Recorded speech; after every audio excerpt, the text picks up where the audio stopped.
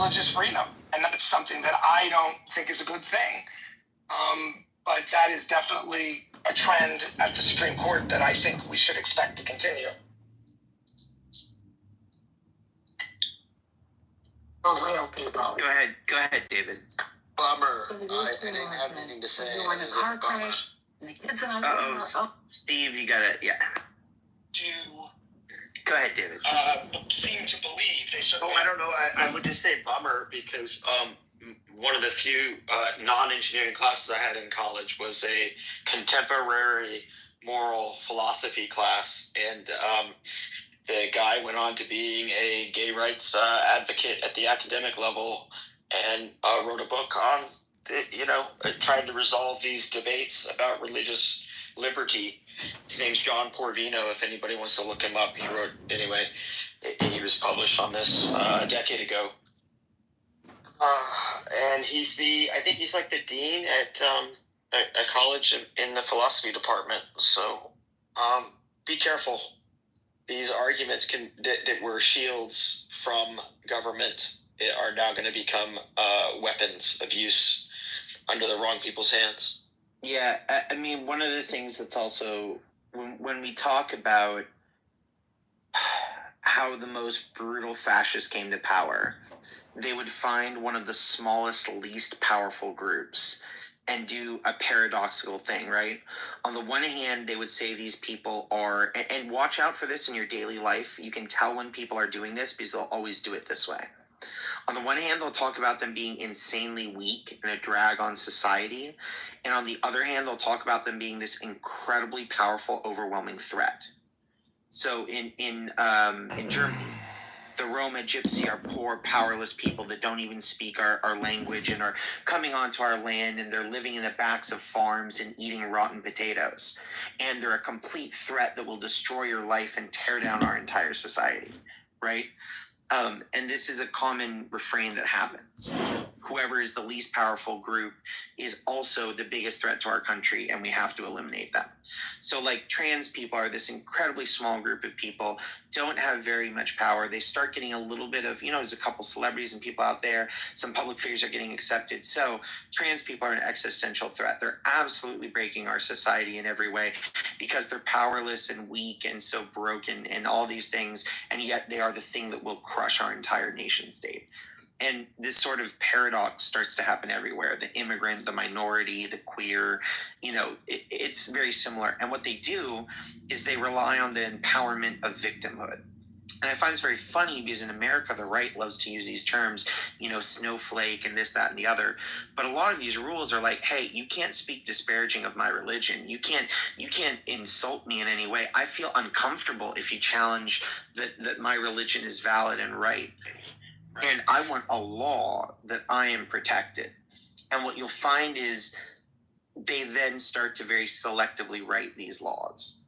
So it's not an expansion of freedoms for peoples. It's an expansion of freedom for a people at the expense of others. And I'm deeply worried because I think they will pass these laws. And it's part of the shifting of the Overton window.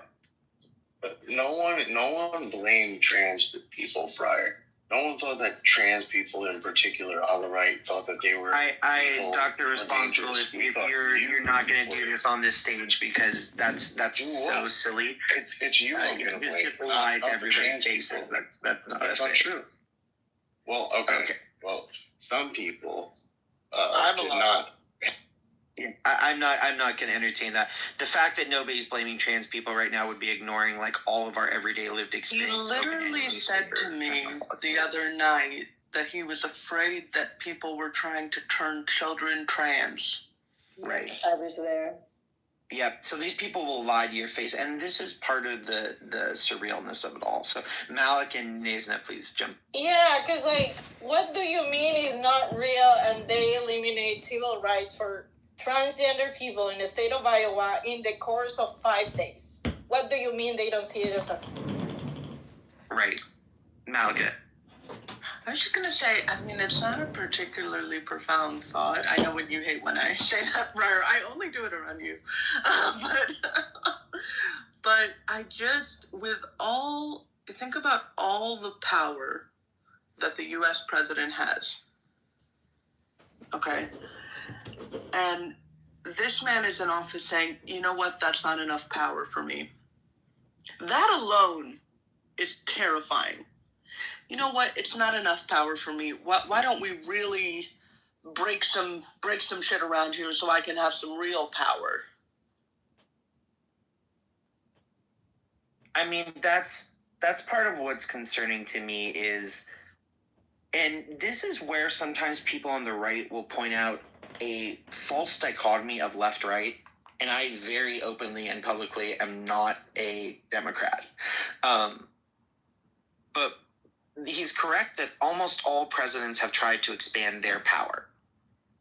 And I think it's been like the last one. The other day when I put this challenge to people on left, right, and center in a room bigger than this, the only person somebody could think of who was another lawyer was that,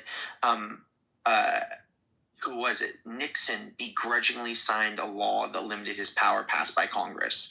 It wasn't that he authored it or supported it. He objected to it, but was willing to sign it because it had a veto-proof majority. And, since then, it's been a broad expansion of presidential powers. And I do think that this is the lie and the truth. Our democratic system has been experiencing a real existential threat of not serving its people. And those with power have been condensing power. The Supreme Court has expanded its power broadly. I've only heard constitutional scholars say that to me.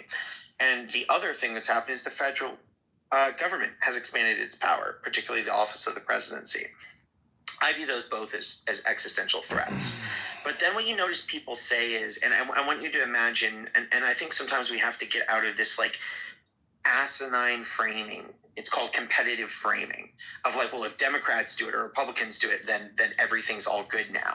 Dr. Jacob, welcome to the Clubhouse Trump Resistance Fighters! I don't think I need to have an authoritarian leader who can crush down anything because that makes us safer.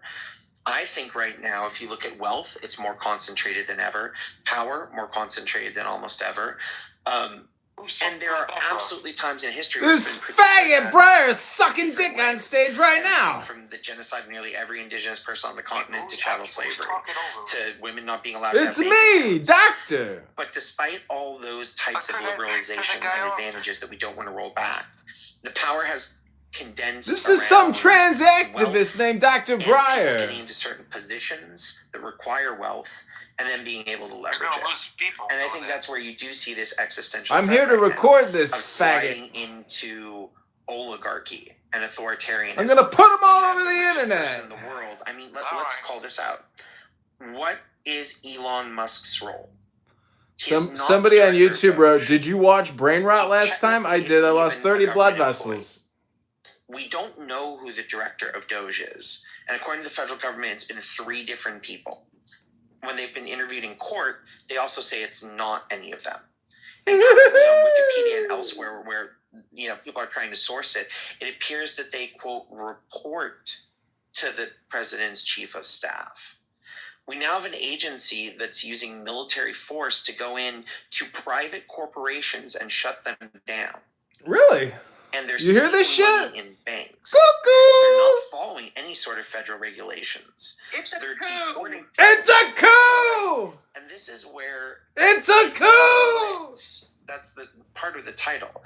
They're going after so many different ways. Any stress test in the system. And when you blitz a system like that, and of course, there's always going to be, it's about efficiency, it's about something else. But Hitler didn't say he was coming to power to kill Jews. Trump is Hitler! Mao Zedong didn't say he was going to, slaughter a bunch of people. He's Hitler and he's going after the Jews! But it's beside the point, so let's... Sure. But a lot of times what happens is these people come and they seize power overwhelmingly by stress testing. And I don't just mean like Steve was mentioning in the legal sense.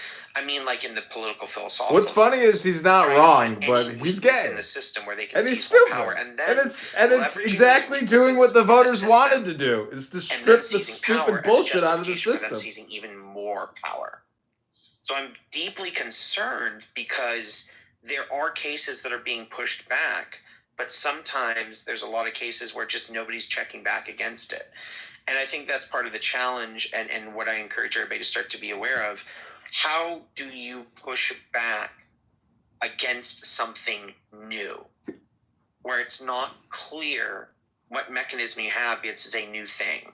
Look how ineffectual the government's been in regulating high-speed internet. And that's because ineffectual in regulating high-speed internet? Our founding fathers didn't anticipate regulating transcontinental fiber optic cables. And the regulation of transatlantic fiber optic cables? What the fuck is this fucking faggot talking about? New people in the government who were elected were not necessarily people that understood IP policy and things like that, and everything from security and safety regulations and edge cases. So what happens is when you start getting rid of these administrative experts, the bureaucracy, and it becomes ideologues and political people that want to push an agenda.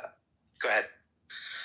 Yeah, I do think there's this idea in the DNA of our founding that people need to be protected from their government.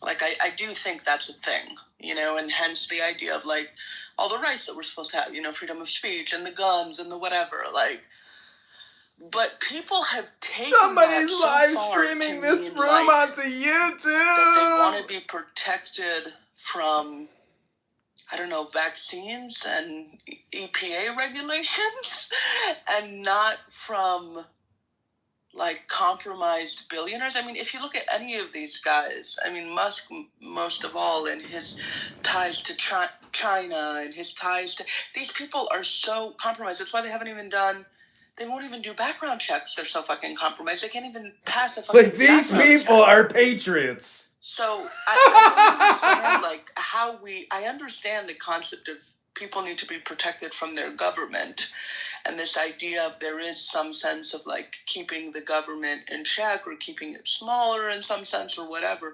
But it's just been taken so far to be like, why am I I'm supposed to be protected from all the good things and completely vulnerable to all the terrible things. Yeah, Malik, I want to echo that. It's like, obviously there's a legitimate argument about the notion of limited government and, you know, a large zone of freedom for people from both federal and state interference. But, right, the modern Republican Party has taken, right, what's that famous Reagan, I'm from the government and I'm here to help. Those are the 9 most frightening words in the English language, according to President Reagan. So it's right. It's not just that had a hurricane take out their house. Go ahead. Yeah, right. So it's right. It's not just limited government. It's government is simply bad. And with regard to things like taxes, I mean, it's a simple point, but you just have the constant baseline problem of, well, no matter where taxes are, just lower taxes is good. I mean, even the Laffer curve. Yeah, lower taxes everywhere is a good thing, you fucking idiot. Back in the day, and seems to be getting resuscitated by some people. Right? Even their own theory says, well, there is a rate at which it becomes suboptimal. Right? It's about finding the optimal rate. It's not about taxes being zero. But you have people who are just like, well, no, taxes need to be lower. Well, the Norquist pledge says they can never raise them, right? Revenues can't go up. Well, it's not just, to point Steve's theory on the Laffer curve, people don't know it's this idea that if you raise taxes among a certain amount, people flee to try and get to where there's lower taxes. But what's fascinating, Steve, is that all our policies around taxation and capital flight don't need to exist the way they do. And there's multiple countries that actually have rules that prevent this. So if you want to shift capital and do other things, there can be regulations around it. And you see states like California, and as much as people are like, oh, there's all this capital flight, it doesn't appear, it's objectively not true. Like, any narrative you want can phrase there, but California has higher, and yes, there are people that go to Texas, but the paradox is there's more people wanting to come to California still. And if you want to have the inverse, think of the inverse. If you always have to have lower taxes, then somebody just has to make them zero. Somebody will, and they'll get all the people, but then you have no revenue. So what happens from there? And that's where it starts to get obscene. And it also is this competitive framing. But to your point, there are so many things that only the federal government can do. And I think right now what's happening is you have a movement of people that simultaneously want a strong federal government and simultaneously want to kill federal government. So does federal government need to protect people from DEI and wokeness and these different ideas? Or does federal government need to get out of the way so everybody can just live how they want? Does the federal government need to stop trans people that are a giant threat and deport people and have all these security measures? Or does the federal government need to step out of the way so people can choose to self-regulate? And you notice that there's not a coherent ideology. So, if there was something I were to plead people with, if they get anything out of this, it's try and learn from what's inconsistent about a person, because it tells you something. And it tells me that these people don't want, so why are they both raising fees and tariffs and all these other things and worried about revenue, but lowering enforcement on taxations? And if you look at everything the federal government is doing, it's eliminating any form of accountability on the rich and powerful. We're not going to check your taxes. We're not going to check your income. We're going to allow you to buy into this country if you're an immigrant from elsewhere. We will eliminate the enforcement of the Corrupt Powers Act and different other acts around it. We'll fire the directors who go and investigate for abuse and fraud. We'll eliminate enforcement of anti-corruption, fraud, and racketeering laws. And we'll direct the FBI to no longer investigate them and prioritize other laws. Briar, can I just jump in for a second? Yeah. I want to go back to kind of the very beginning of this room when people were coming in very curious and concerned over the Pete Hegseth little very serious security slip. And I wanted to ask, Steve, I wanted to ask you specifically, because I don't know whether we ever even got to talk about it actually. Like, will there be no accountability for that? I mean, what do you think? Do you think that, on any side, on either side, will there be any pushback that actually happened, or do you think that'll just be garbage? Yeah. So garbage out. This is a news story that broke while I was in this conference. But do I understand that what happened was this reporter received this plan? He thought it was a joke, but then it actually started to break in the news that it was being carried out. Do I have that right? Yes. Right. Included in a. Sorry, Malik. Sorry, I'm sorry. He was part of a signal thread, and he ended up getting the text.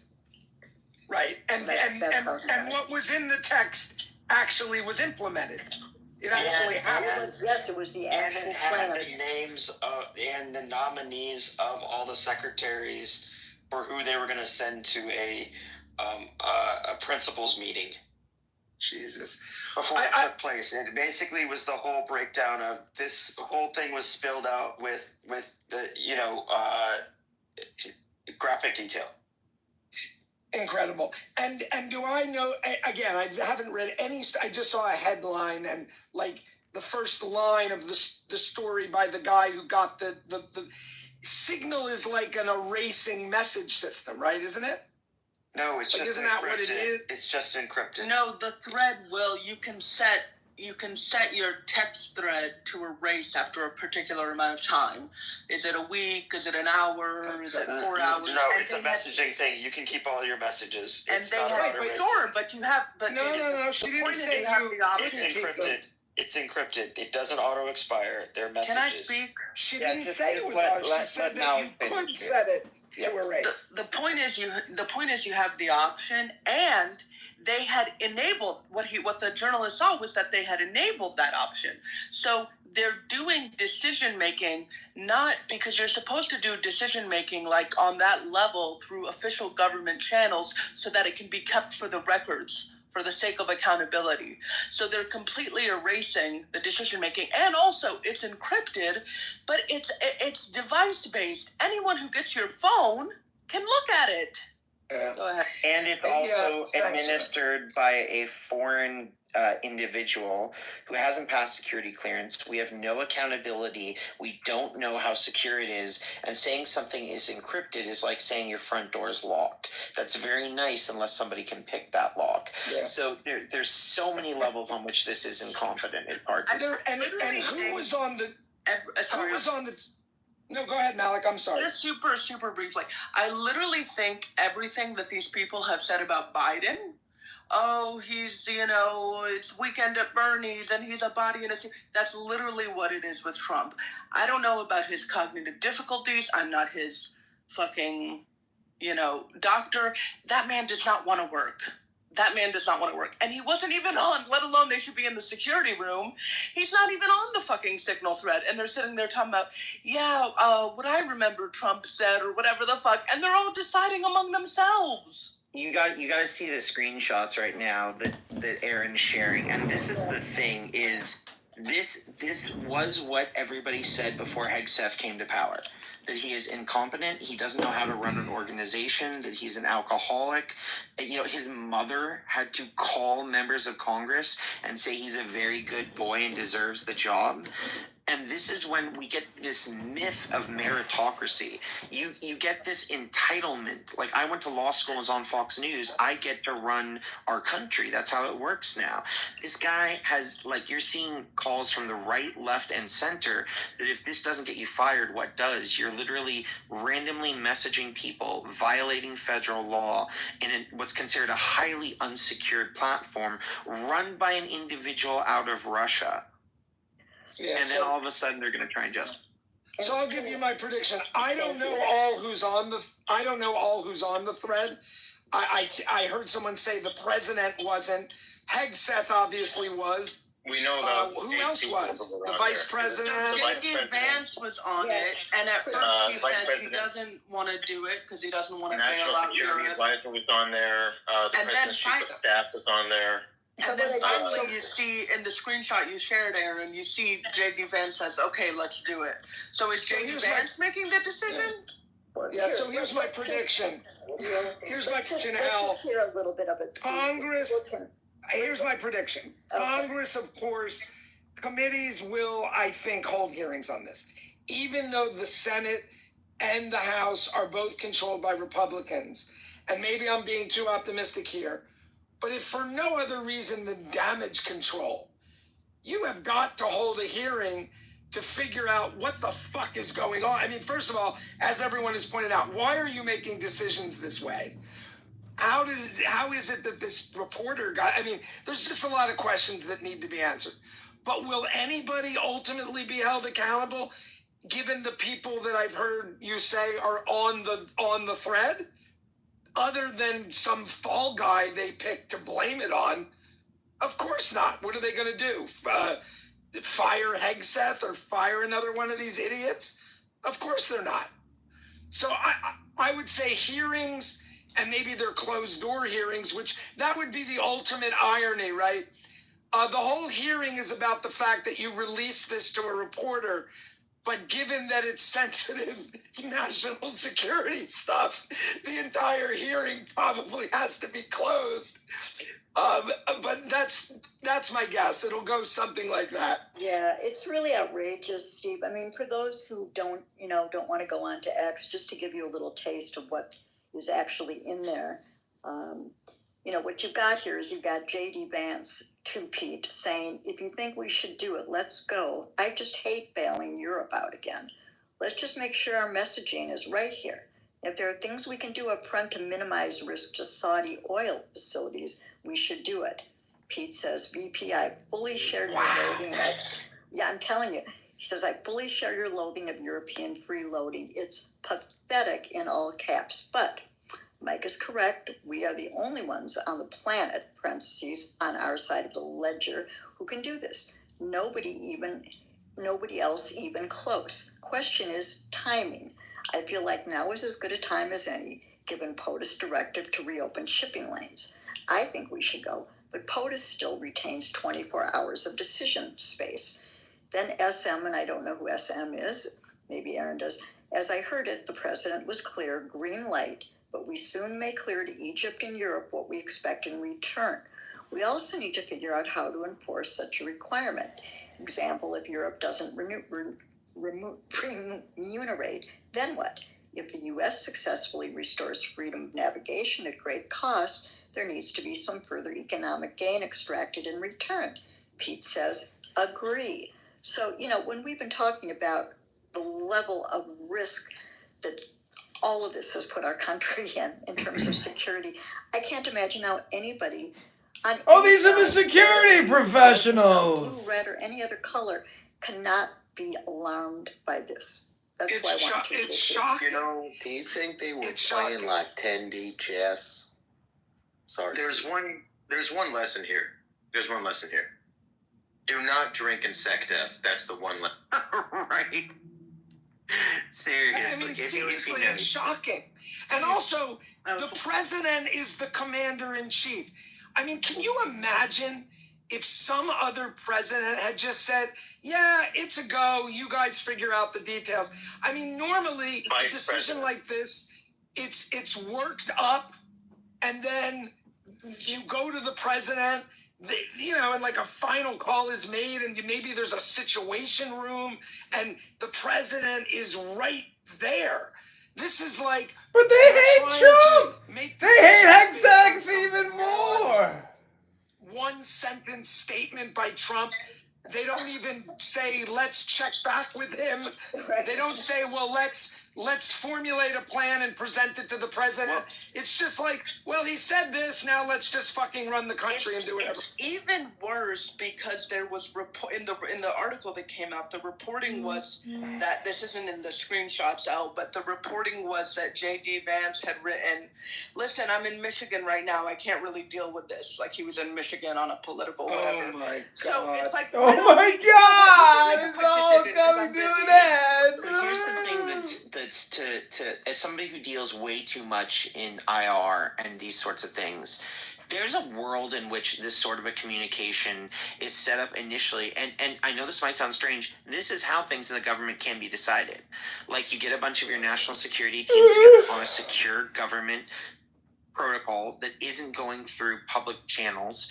You sit down, you go, look, hello, Hillary Clinton. Shipping. President's political goal is this. We got to justify this. What's the timing? What do we do? The question is what happens afterwards. And here's the thing that's problematic to me is it's the incompetence of sending that to a person initially. And the way they talk about Europe and elsewhere just validates the behind closed doors. No, these people aren't playing 10D chess. They're just being the same everywhere. But the bigger, deeply problematic concern is what's not shown here. So that journalist would be in some crazy hot water, and Steve, you even talked about these cases where there could be more details, etc., that are there that he can't even publish because he knows that might take him to court. Now, he could make that choice to do so, and then we get a Watergate and Vietnam era type ruling in the Supreme Court of what can and can't be published, i.e. New York Times rulings. But I'm assuming there's even worse stuff in there. I'm assuming that if he was included on this thread, it wasn't that short. And here's the thing. This happened to be included. I want you all to really deeply think about this. Accidentally, somebody from The Atlantic was included in this. If they're being this careless, how many other times? I mean, like, when we hear about, this is the thing, and this is the thing, Steve, it didn't start here. It started when we did enforce the emoluments clause on Trump. It started when we just decided that when Trump appointed his children, I don't know if you know this, we have anti-nepotism statutes, and they were violated with Trump's kids. And everybody said, what do we do? What do we do? And the decision was nothing. And I think what's happening is we're exposing the frailties of our democracy. And the question is, do we either need to elect better people? Do we need to boot these people out? Or do we have to tighten up restrictions? Everybody's talking about how the government can restrict other people or foreign nationals or something. Do we need to restrict and limit the power and the office of the presidency? And I think my honest answer is probably all three of them. You know what, Brian? Power smash! Real quick. I want to put this in context real quick. This is like these fucking losers have no power other than social audio chat. What do they think they're gonna do? Nothing against China. And then, despite how false this was, it didn't go after we all found out about it. And then, despite how ostensibly false that was, now they have to go and do polygraphs to make sure just who leaked this false information. Context. Quick. So I don't know if you've heard what Can I Dark Aaron is referencing is I'll toss you right after this, D. The FBI has currently issued a directive to roll back enforcement of financial crimes and elsewhere, and instead they're doing a full press because the greatest threat to our democracy right now is leaks in the government. And if you don't recall, this was a problem in the first Trump administration also. They were deeply concerned about the leaks, but now he's thrown out any sort of competency in the FBI, and the director of FBI is Kash Patel, who thinks the entire agency should be shut down. And this is where the systemic weaponization and blitz is going to come. You're going to start seeing people charged left, right, and center. Awesome. If they do any sort of leaking, they're going to go after those people. And that's where we're not going to hear as much as we did the first time around. And what we don't know can hurt us even more than what we know when it comes to government corruption. D, go for it. Why aren't more people upset about the fact that they bombed the Houthis, they bombed Yemen in the name of capital? Why aren't people more upset at that? The Biden administration did the same thing, and I'm not trying to justify it either, but if you ask the Europeans behind closed door whether they're happy what the administration did or not, they'll probably say they're happy because it's going to ease pressure on their capital. Why are people upset about the leaking or how it got up? I mean, it occurs in D.C., and the writer, I believe, has past relationship or actions in the IDF, so we know the influence that the Israeli government has in the United States. And if we're going to be completely honest, they also did this because of what the Houthis have said. They wanted the Israelis to stop the genocide that's taking place in Gaza, which Israel hasn't stopped because they violated the ceasefire. And so the administration is taking an action. But again, I hear what everyone's saying, but how come we're not upset about the fact that the so-called peace president used a capital justification to bomb a sovereign country? So, D, that's an entire... Oh, sorry. These people live to muddy the waters. I think this is a valid point, and what I'd say is that, Malik, that's a completely valid concern. And it's not just capital. Unrelated. That's about United States hard and soft power. I think a lot of people are upset over that. I think it's actually missing, because I study this stuff quite closely, as you know, D. This isn't about the Israeli conflict, although it relates to that. It's about them influencing shipping in one of the most profitable regions, and the United States and European powers going in because the Houthi rebels are striking out right into the Strait of, where what is it, a quarter of all trade goes through or something like that. I might be off a little bit on the numbers, but it's floating in that area. And so this is about that. And a lot of people are upset that care about that, but the truth is most people don't know. And the truth is most people aren't aware. And the truth is most of America is okay with us bombing somebody they don't like if they think it will save them money, and that's a whole separate problem. Right. So all those point granted, okay. And why not? Because I think right now, America, I do think this is related to Malik and Dark Aaron, who are like, this is dismissive or something. This is related to how Trump came to power in this administration. That we have come to look to wealth and power and success and money as virtuous as if it were humanity. And when we dehumanize on this level and lionize those who are wealthy, we get the richest man in the world acting like a fucking idiot, destroying countries, claiming that he's so great that he can run 10 businesses into the ground simultaneously while breaking the federal government, who can't pass the security clearances, breaking into all these buildings using literal teenagers who have no security clearance themselves, accessing full government data and doing massive mistakes. And as Austin pointed out, Nazi suiting his way onto stages and, harassing people on social media. So these are a lot of things that are interwoven, but the conversation right now is on the Trump administration. We can open another room. As you know, D, I love to dabble in geopolitics and have strong opinions on it. So we can talk about the Houthis and why that conflict's unique at a later time.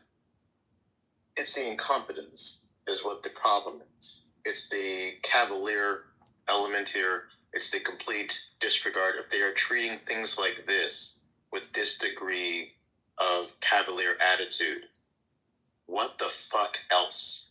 They're solipsists.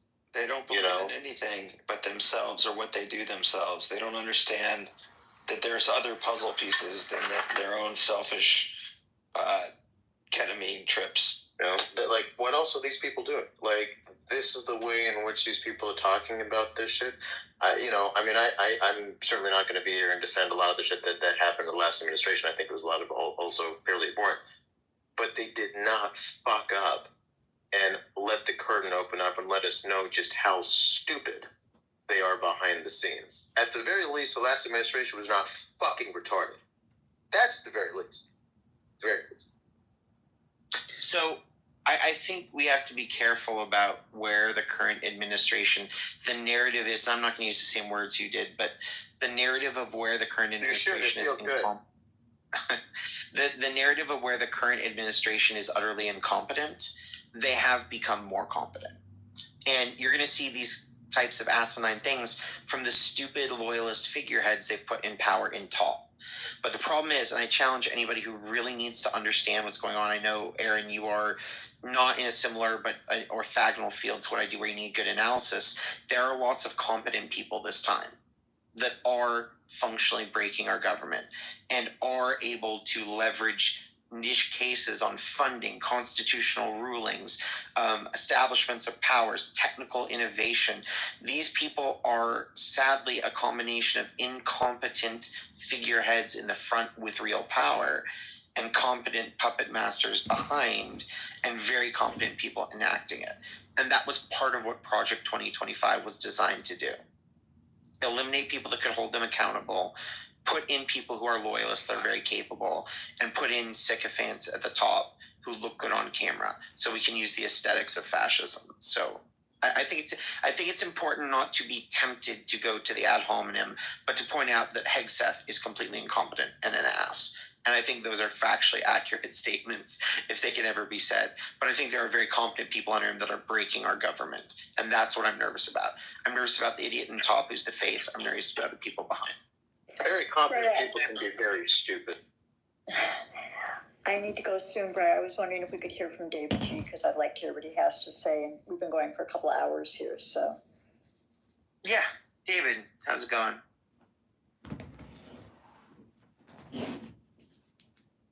Other David.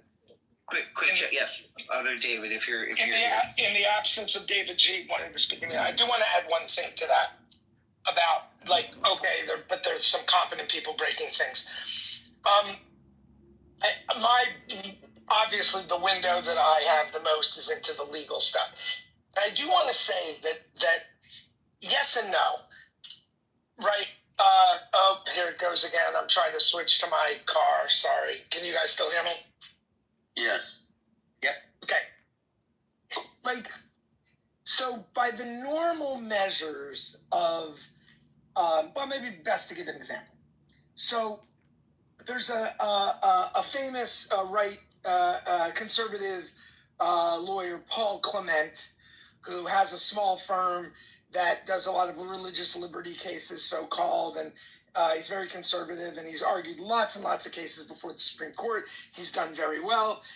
I know him because we happened to clerk the same year. He clerked for Scalia the same year that I was a clerk. They don't have a lot of people in the government like Paul. Right?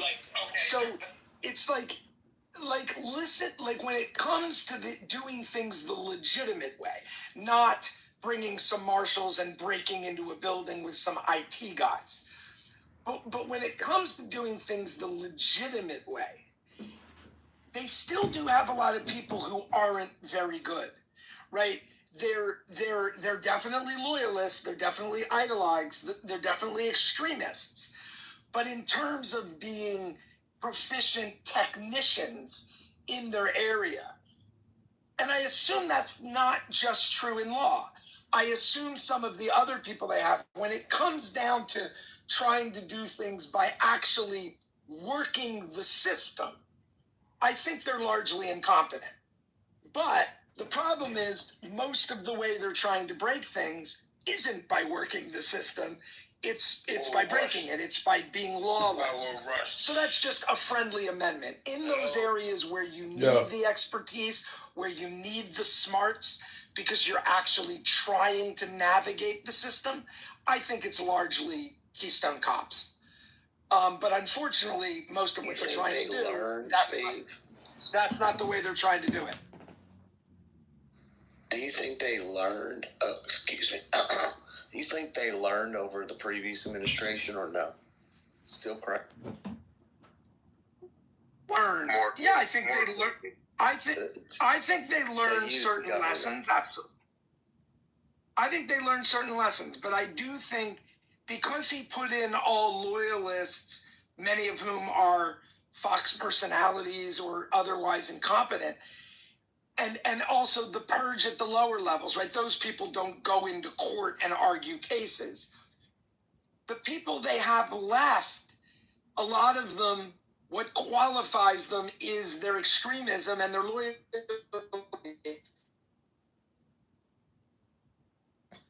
Steve, we're losing you. Like, listen to the argument today in a particular case. It's just here's a better way to say it. Hopefully you can still hear me. Can you guys hear me? Yes. Can you guys hear me? We can hear you. So maybe it's better to put it in the negative. If they wanted to use the system, or even more precise, to the extent they want to use the system, I think they could have the Paul Clements of the world in their administration. By and large, they don't have those people. And I'm guessing it's the same in other areas. It's not just a lawyer issue. So I think they just can't get the best and the brightest for a variety of reasons, which I think are fairly obvious. Yeah. So I think when they're breaking things, everybody's stupid but us. Lawlessly, well, then you need a gangster. Then you need a bully. Then you need someone without principle. They're very good at finding those. Steve, do you think the law has kept you sane? Like, because you believe in that it keeps you from going over the edge? Because there are liars and propagandists. Is that same idiot back? Probably in an anonymous profile, but I booted them. You're all good. No, so. It's that same guy who was here before. I got him booted already. Yeah, I really feel sorry for people like that. I don't know what's the matter. Whatever it is. Go ahead. Go. So long as he's not. Oh, shit. I think somebody booed Wyatt. It was the other guy that was doing it, but if anybody wants to unboot or whatever message that person... No, Wyatt is fairly obvious. Or is that a different... Was it Wyatt Casper? I don't know some of these people. I'm not in... Oh, Wyatt was Ricky? Okay, well then never mind. Oh, okay. Sorry. Takes a village from one of these rooms. Go ahead, I'm sorry. So what he just said... I don't think they want the best and the brightest. I think that's us thinking that you should want the best and the brightest, because the best and the brightest would not go along with all of this. They literally fired the best and the brightest because the best and the brightest are saying, what the hell are you doing? They fired the best and the brightest. So, no, they want ignorance and loyalty, and they want people that are have their own agenda because they know one hand washes the other. That's what it seems like to me. And the sad reality is we did see this the first time, and now we're seeing it again. And for everybody who voted for him, like, you didn't realize this was what it was the first time? That was the problem with the whole situation the first time, was the fact that we had idiots in office. Well, sorry. No, it's okay. Go ahead, David. We were trying to get you in here. Yeah, I got all frozen up and jammed up. Well, in the first administration, you saw institutional, well-esteemed members of his cabinet step into the fray, try to keep this guy from going rogue. General Kelly and even the Attorney General he had there for a while, even though he was kind of a sycophant as well, Bill Barr. You even had Jeff Sessions, who, when asked to do certain things, couldn't believe what he was being asked to do, and he didn't last long either. So there were a lot of roadblocks in the first administration, and there still was a lot of damage done in that first administration. And now I think everybody that he's put in power, he had a litmus test. He probably had a backdoor meeting and said, hey, if I nominate you to this position, what are you gonna be loyal to me? I mean, I can only imagine the conversations that went down to get a guy like Hegseth, and of course everybody in the Senate that approved him. Everybody's doing that under the guise of being primary, under the guise of having a guy like Musk come along and fund their opposition. And you see a lot of people muted right now. There's a very, very well-respected talk show I listen to called Background Briefing, a gentleman by the name of Ian Masters, a BBC award-winning journalist, and he's saying he's having a difficult time finding subject matter expert guests to come on the record on his show because of the chilling effect that's been taking place throughout the media, throughout the academia. And, this is very, very Orwellian what's going on. And I love Steve Krohn's optimism with the courts, optimism because that's basically our last stand, really. And I don't see a lot of the Democratic elected congressmen stepping into the fray with this thing. I don't see them. I see them very muted right now. So, anyway. Of course, they're impotent. What's that? They're yes men. They're impotent. They are afraid that Elon Musk is going to go and fund opponents because they have no real mandate and they have no real adherence from their voters who are just cult members. They will go wherever it smells nicer because cult members money is shoved through the media, is shoved down their throats. That's why they're not doing it. All of them are fucking feckless pieces of shit. Yeah, I think the other part of this too is he cultivates desperate people around him. Feckless pieces of shit! Have these faggots not looked in the mirror? Makes you do something that, is so... He either brings in disgraced people or he disgraces them early on. He makes them lie, he makes them embarrass himself. So that by the time you're in, it's Trump or nothing. That is their only hope for, career advancement or any kind of status. So if they go against him, what do they have? They have nothing. They won't be accepted anywhere else. That's what these maggots voted for. Maggots! I'm sorry, go ahead, Nick. I would say, to be honest with you, I'm trying to maintain hope that in 2 years is going to be a long time because the last few months a lot of shit is happening, right? But I'm like, 2 years that the American people, if we get this opportunity to vote again, I promise you, because the fact that we was idiots and did this with everything that was said already, I'm like, we could all see this coming. But I'm hoping that in 2 years, the American people actually vote towards their needs and what is going on and not the inner, the shit that we voted for, because it doesn't make sense, y'all. It's just everything that we're seeing. He literally told us he was going to do. It wasn't hard. We watched this process happen, and people still voted and said yes, let's do it. And I honestly am laughing. It's going to hurt us all, but I'm laughing at the teachers that are crying, and then they're admitting they voted for them. The people in these positions, you admitted, we literally said there is a outline they're going to use, and they're doing it. So I'm hoping in 2 years, we could probably turn this around, and here's the bad thing, right?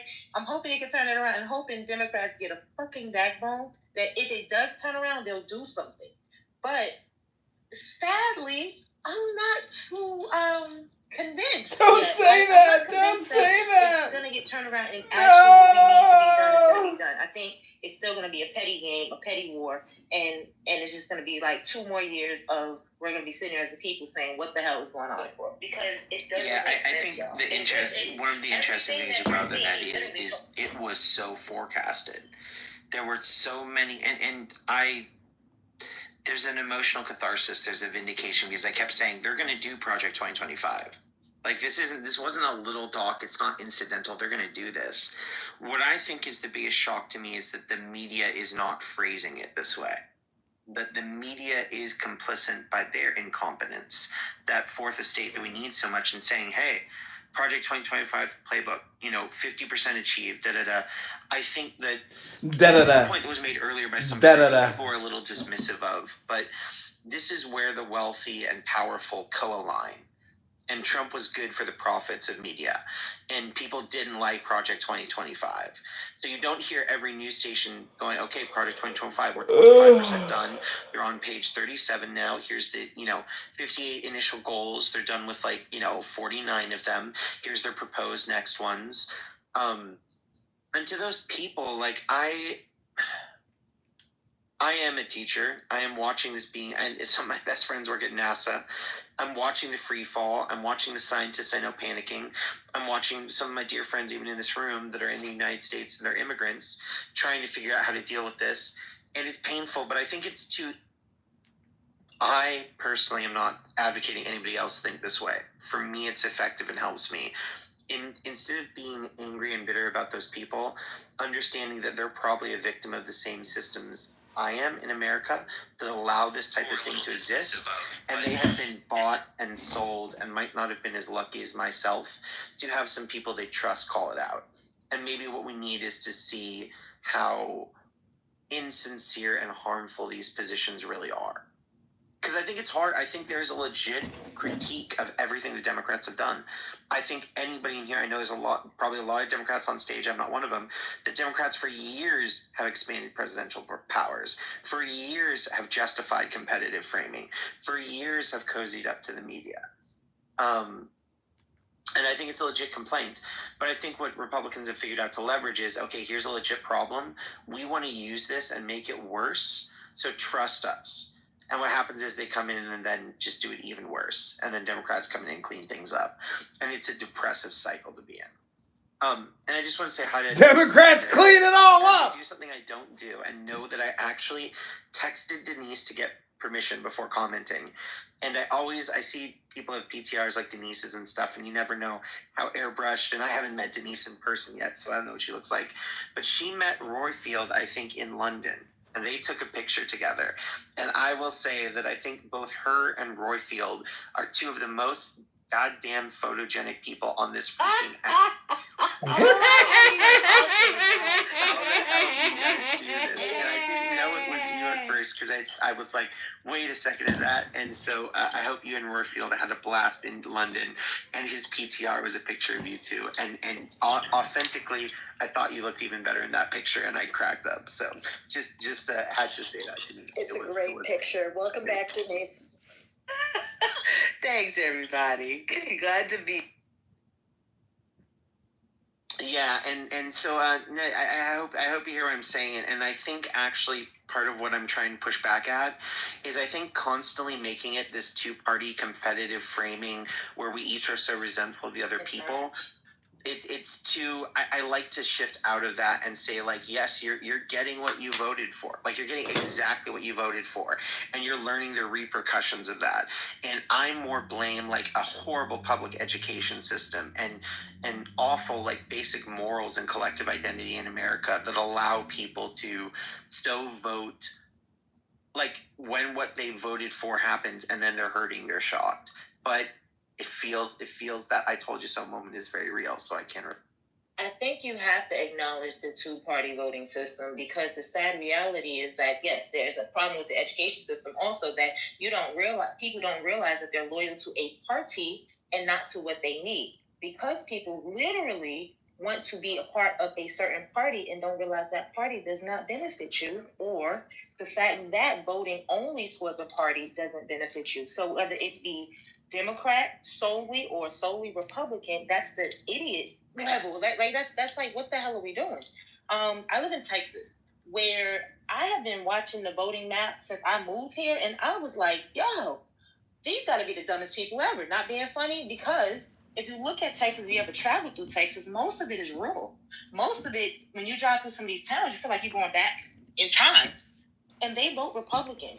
And they have not received any benefits from voting, and they vote that way all the time. And we still wonder, the people who live here, like, why do y'all vote for the same people who have not helped your towns whatsoever? They only come around when it's time to vote. And that is the reality of what just happened. And I think unless Americans understand that, whether it be you mix up your votes to who's the better person, whether on, either side, because it's not like the Democratic Party definitely dropped the ball too. the presentation and everything that they was presenting was terrible. I was sitting there feeling crazy, like, vote for him or vote for you guys, and I don't even know what I'm voting for. Like, that was the reality. Like, I know what I'm voting for here. We've got this. We dealt with this before. And I knew it was gonna be tough, but I didn't expect it to be this tough, this fast. But at the same time, on the Democratic side, like, what did they give you? You see what I'm saying? So it was one of those things where I get it, but we now are looking at, you voted for what you're getting, and it's crazy. So I think that it should wake up America to say, what are we doing? We're loyal to parties. We're loyal to ignorance. And we're not loyal to America. We're not loyal to what's best for America. We're actually voting in our hatred, and that's hurting you, or our bigotry, which is hurting you. There's a lot of people that voted thinking it was going to hurt other people, not themselves. You are not saying you, but there are teachers voting against the fact that we kept saying 2025 project is going to destroy the board of education, and they still voted for them. There are people who were farmers who have immigrants who work for them. I literally watched the newscast, and the guy was like, I'm going to vote for Trump, but I hope he doesn't do what he said. He literally did what he said. So now farmers are like, we got to figure this out. This is just levels of what is wrong with us as Americans, that we can't do what's best for this country, but we're voting towards we're voting towards bigotry and issues that is deeper in this country, and nobody's pointing this shit out. Nobody is saying it out loud, because then we have to face our demons. You see what I'm saying? And it's really just hurting us all the way around. And I think there are actually a lot of people that are calling that framing that you're mentioning. I personally saw it all over the last election cycle, among my friends, among the people close to me, among political reporters, among correspondents, among newspapers. There was a lot of commentary. In fact, the campaign, like, sometimes acknowledged and sometimes didn't, that was running against Trump. And I think that you cannot explain America. Like, it's like a little kid trying to put their fingers in their ears. You can't explain America without racism, sexism, Christian supremacy, white supremacy. There are so many things that you just can't explain America. You cannot put down a book, look at the facts about this country, and explain it without those variables. But at the same time, to make it reductive to any one of them, like, it's only about sexism, it's only about race, it's only about homophobia, that also is insufficient. I think one of the things, though, that does kind of encapsulate all of those is that we have fallen in love with power and a competitive framing worldview, which is what Trump has, which is actually, unfortunately, what I think a lot of the two-party system has. And this is that, I keep wanting to read that article everywhere, but I'm not going to do it today, which is that framing of, like, the distributed bargaining, that I get something at the expense of others. That's how the world works. So I have to hurt you. Like, if I don't hurt you, I'm losing because you're going to hurt me. And I think the reason why it's so popular is that the people with power have often gotten there by taking power and seizing it from others. And when they do that kind of, like, power framing and trying to dominate and take over, they just assume everybody else's. So that expression of, like, every accusation is a confession, I think there's another way of framing that, of saying, like, every accusation is them projecting who they are out into the world. And I think people voted on that policy, and they would rather, like, Denise always uses this example, right? At the end of racism, when they integrated the pools, they chose to just get rid of the pools and pave them over rather than integrate. And I think there's this wisdom in that, of saying, like, we view if we're hurting somebody else that we're higher up. But the truth is, almost everybody is so far off of, like, I can drop $270 million to win an election, buy a social media platform, fail billions, go bankrupt multiple times, and then I could probably still buy my way into politics and just kind of shut down the government, as long as one of the people I buy gets in there. How many of us can just spend $270 million on the next election if we feel like it? And the thing that's even weirder is when you really contextualize it, he could probably spend $270 million on every election until he dies. He could match a quarter of everywhere. And that's the obscenity of this system. And the people there understand it that way and live that way. And what happens is, when everybody sees this enough, it becomes a self-fulfilling prophecy of, well, if they're doing it, I'm going to do it. And I think the tough part is, this is where I don't like to have superficial discussions. I don't like to play into something that's dishonest because it's easy and digestible. The truth is we have to get past the view of harming another is a win for me. Otherwise, I don't think we can get this. And I don't know, I can think of ways that might work toward there, but I don't know how to get to there. And I think even in this room, when you saw those other people on stage and how they present and all the dynamics here, everywhere in life, I see it. And anyway. Yeah, but let's be honest. Who's we? Because you're saying we a lot. We have to get past this. Who's the we? Because a lot of us ain't in that. Yeah. When I say we, I mean like society. Like if society doesn't get past this, we're not going to be okay. Yeah, I was about to speak to that actually. I think I agree 100% with Malik. I mean, I think that's why Democrats lost. Now, well, I don't need a spoiler. I'll put it like this. I think the idea of the collective we, like, we need to work together. We need to hold hands. Like, that's effective if you're reaching out to someone who wants to hold your hand, but it's not a good strategy if you're reaching out to someone who's going to slap it away no matter what. I think the reason why Democrats lost is because they kept trying to reach out towards the middle, reach out to disaffected Republicans. And I feel a few Republicans did vote Democrat because of that, but a lot more just said, thanks, but no thanks. I'm a rock with Trump. I'm a roll with Trump.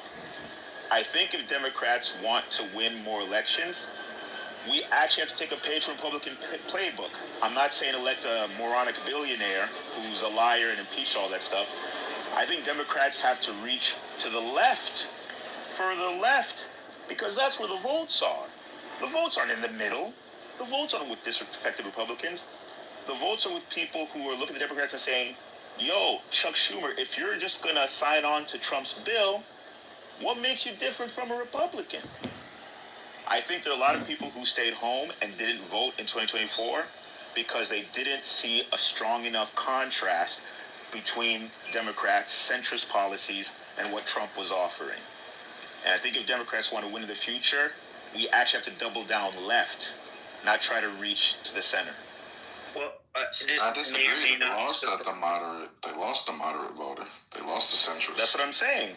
That's they lost, and they still lost. No, they didn't lose the They lost the middle of the nation. You're saying they keep going to the left. Hold on, one Exactly. second. Go ahead. Just 1 second. Yeah, there are probably I don't know, 50,000. I'm being utterly hyperbolic rooms right now. The app's too small. That are going to talk about relitigating the last election, what the two-party system should do, and the election's over. The title of this room is meant to be there. What's democracy under Trump, with the analysis of like what's the systemic blitz of what's happening. I am not saying anybody is wrong. I'm not trying to censor conversation. It's a service. Like when we were talking about like I view myself as a moderator, as one of my jobs of service is to keep it focused on a message. So I'm just going to try and encourage us to go there. And I don't want to, I agree with much of what you said. So it's not a pushback at all. I'm not a Democrat either. So we wouldn't include me if we're talking about Democrats, but I actually campaigned for Harris. So I like to be transparent. But he's not a Democrat! I hope we can, talk about where things are at now, and then have follow-up rooms on how to effectively deal with it. Thanks a lot. You we good? Appreciate you. Yep. But it's okay. It's okay. I totally understand it, and it wasn't. I got you. Mr. Nate, did you want to talk about? yeah, right. I should say thank you to everybody here. I'm so sorry. Mr. Nate, did you want to jump in and comment on kind of the focus of the room, though? I want to give you. Well, do you mind giving a context or like a specific question so I don't digress? No, you know what? I'm going to offer a recommendation that this is some of my old school Clubhouse moderating. I love to have people that want to come in and be a part of the conversation. And if they feel a little lost, I think it's great to just like chill and do what most of the time we all do on Clubhouse and listen to other really smart, cool people and then jump in when we're ready. That was my game plan. That was my game plan. You got it, yeah. But I want to censor this on one question that because the room's been going for a little while, and there's some of my favorite people here who've come in, so I'm not going to run right now. But I want to ask the question to everybody. So I notice that when I talk about this, it inherently goes to a competitive framing of like, what do Democrats and Republicans do, etc. Competitive framing. Conservatives, especially, and libertarians, talking about wanting a small government that doesn't dictate how people live their lives and use their bodies and spend their wealth, that, isn't trying to that's trying to have freedoms and a conservatism of sticking to the law and following things. And I just noticed the wild incoherence of what is happening right now. But I'm deeply afraid of what the effects are.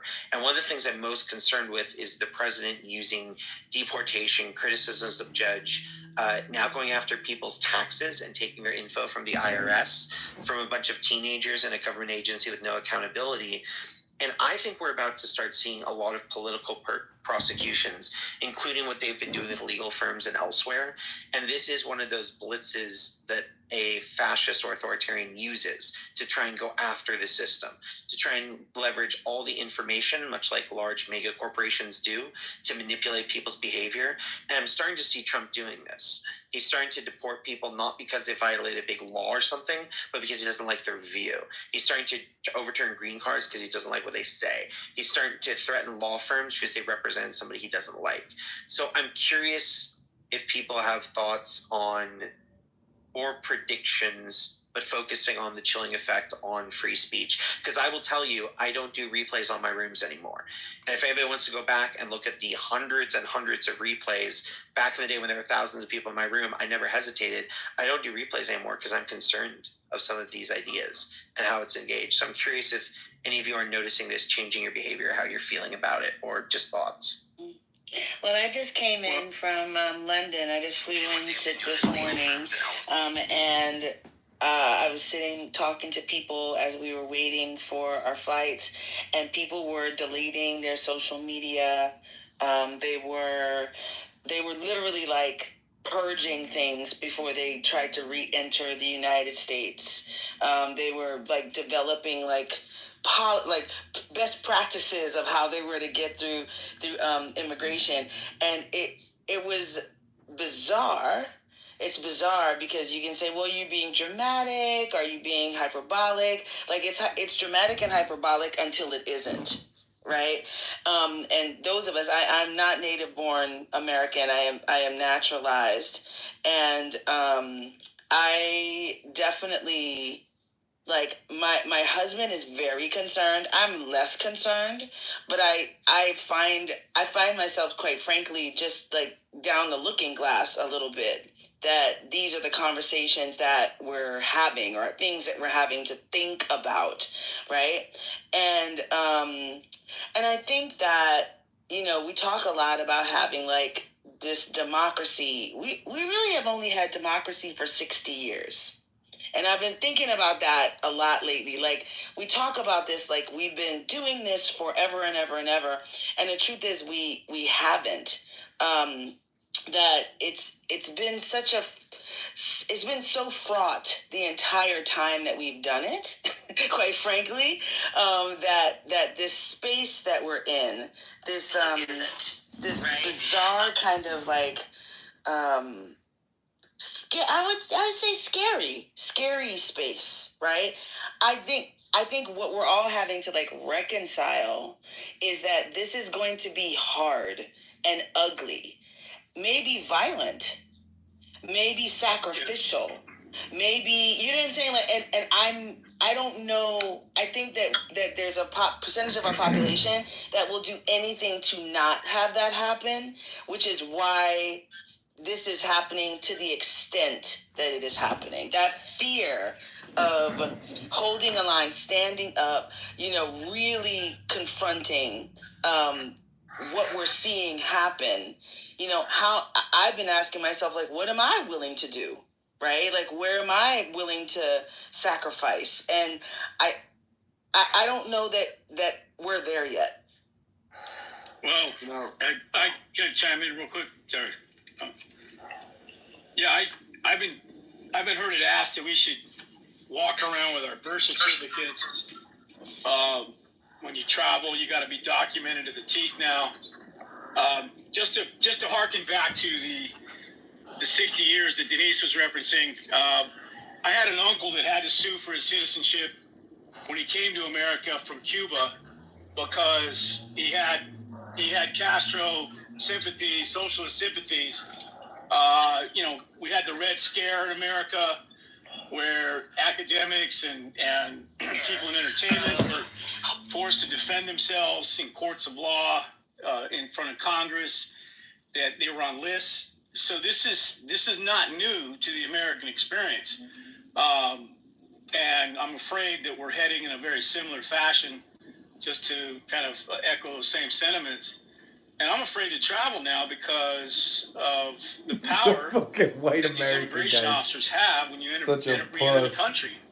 And I'm afraid of what I might see. Watching fellow green card holders and others who are here on visas, whether that be academic. It just came out that I guess UC Berkeley advised some of its students that if you leave, you may not be able to get back in. So this is very, very, very troublesome, developments that I've never seen before in my lifetime. But I'll end there. Thanks. I'm gonna say, and I'm gonna sound a little to some people, but I'm gonna say what I said in the chat. I'm gonna say that I watched The Handmaid's Tale, right, and I thought that was the scariest movie I've ever seen in my life. Okay, but I don't see how y'all I really am amazed how y'all don't see. I guess you said it was episode 5, where they explained how they got to The Handmaid's Tale, and they throughout this amazing show. If you've never seen it, you really should, because you will really be like, whoa, wait a minute. It shows how you got there. And we're walking through the same process. And I'm sitting here like, it feels like I'm in a fairy tale, because I'm like, does nobody else see this? Like, does nobody else recognize the same steps being taken? The thing that he just said, afraid to move without your documents, and people leaving in droves right now because they're like, we're not comfortable with this. The fact that things are being we're being taken out of like the safeties are being removed, layer on top of layer on top of layer. What does it take for America to actually feel like this is not okay? Does it take for it to go the exact same way as The Handmaid's Tale? Do they have to go and literally attack Congress? Do they have to go and attack people? Because it's not making sense that we're not looking at it like this is played out in a movie, in a TV show. Ready to attack Congress?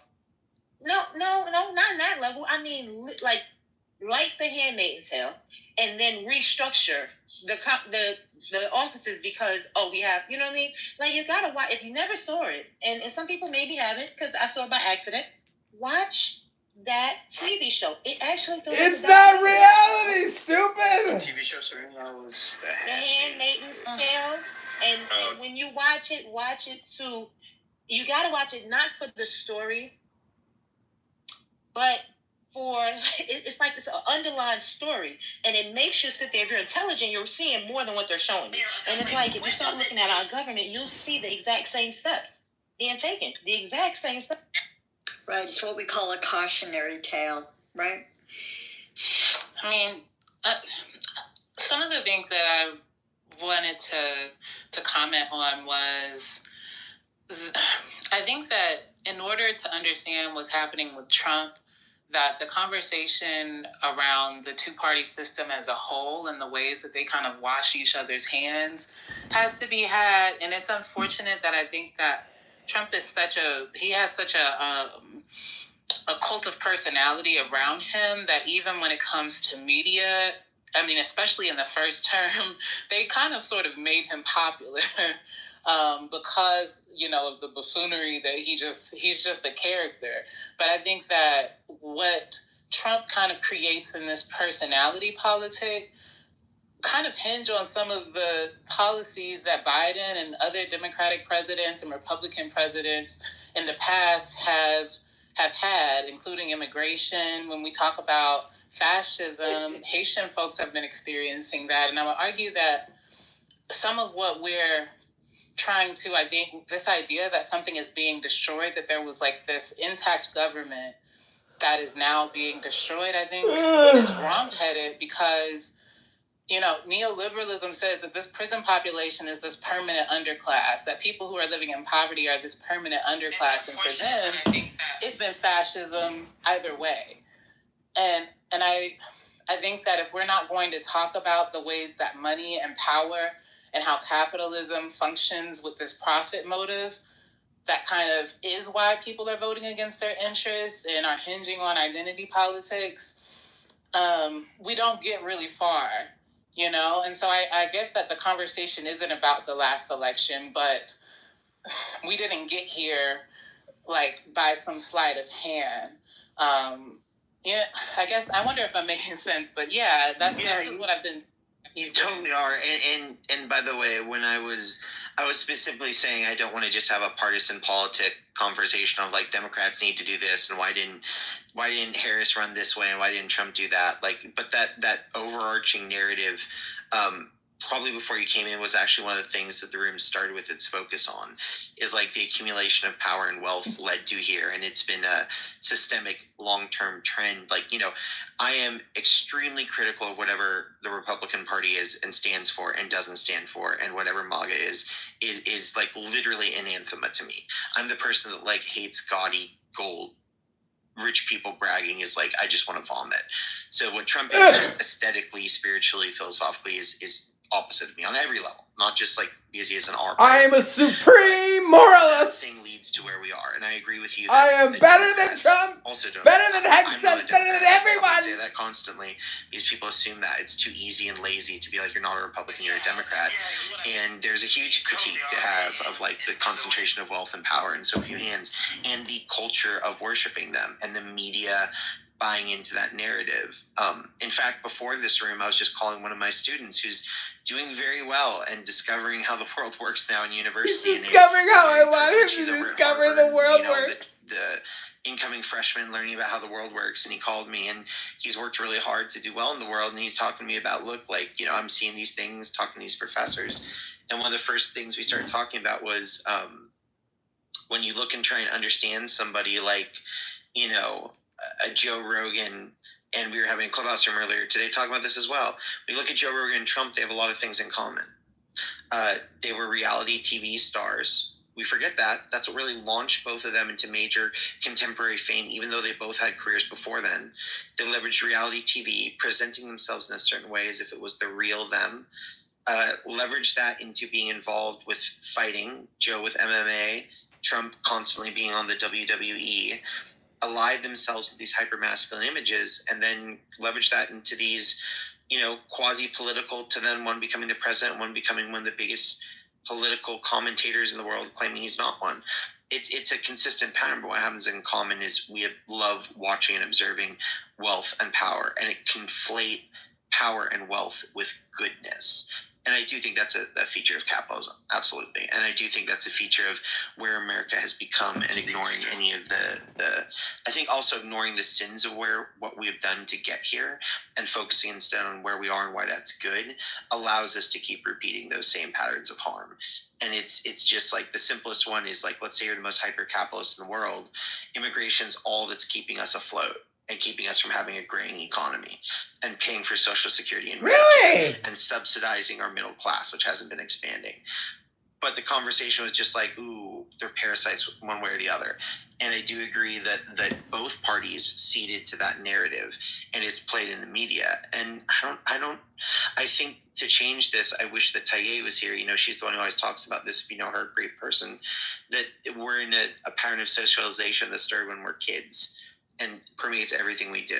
It's really hard to change a bunch of adults' minds. And then the problem is, right now, look at the fights over education. They want to condition the next generation to do the same or to challenge it. So I don't think it's an inappropriate conversation. You're making sense. And again, the only thing I was trying to steer us away from is just partisan, Democrats do this, Republicans do this. I'm just too tired.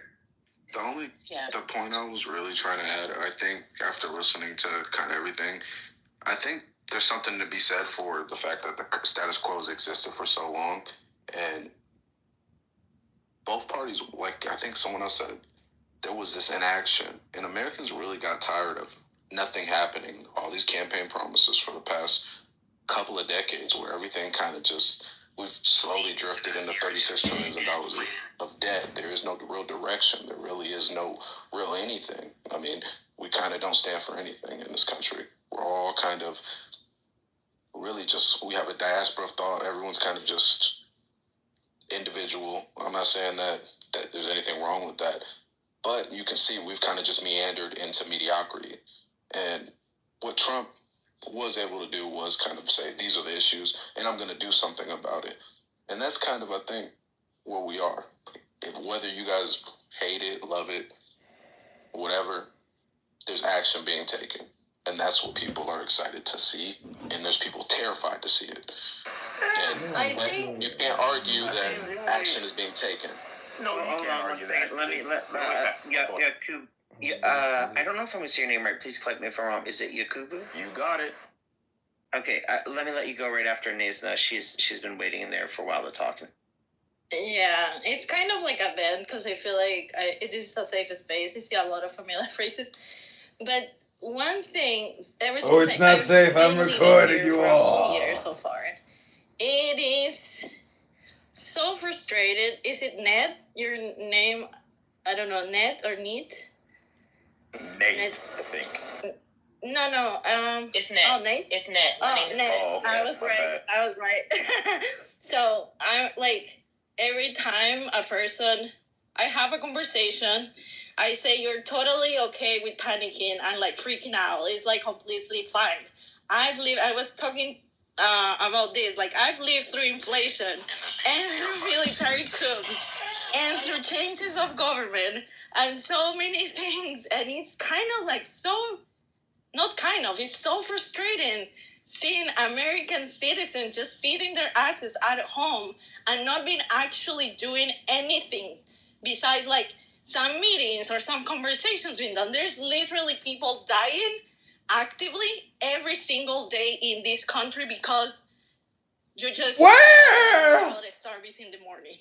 Like there's so many bigger issues. Do something, and, like, my fellow every Americans, citizen for life, yourselves I and feel for the you guys world. don't realize how like privileged your life is here, and how much of like things that I just rather stay at home instead of being in the streets protesting. Or if you cannot do that, like how when does America has become so much like lame?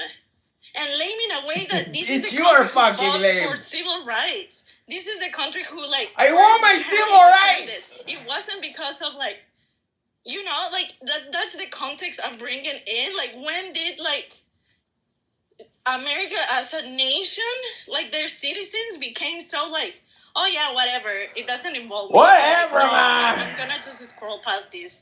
Or like I don't really feel like going out to vote. Like the guy was a self-proclaimed fascist. Like the guy was saying everything that he was gonna do, and like how like what is it? Less than 30% voted for him, and the amount of people that even stood up with their ass at home. Because I'm pretty sure some people, of course, they have to work, they have lives, they have things to do. Yeah. But, like they did not care. Like generally did not care, and there's still people probably right now not even caring about any of the things that I'm saying because her life is never gonna be affected by anything that they're. Dang, I hate to follow that. You're 1,000% correct. But I'm not sure. I mean, when we're talking about the civil rights movement, when we're talking about, yeah, that's a great answer, right? Yeah, she nailed it.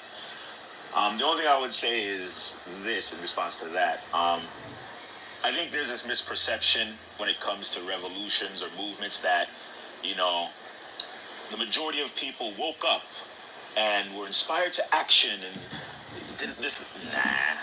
It's like startups. It starts small, bigger.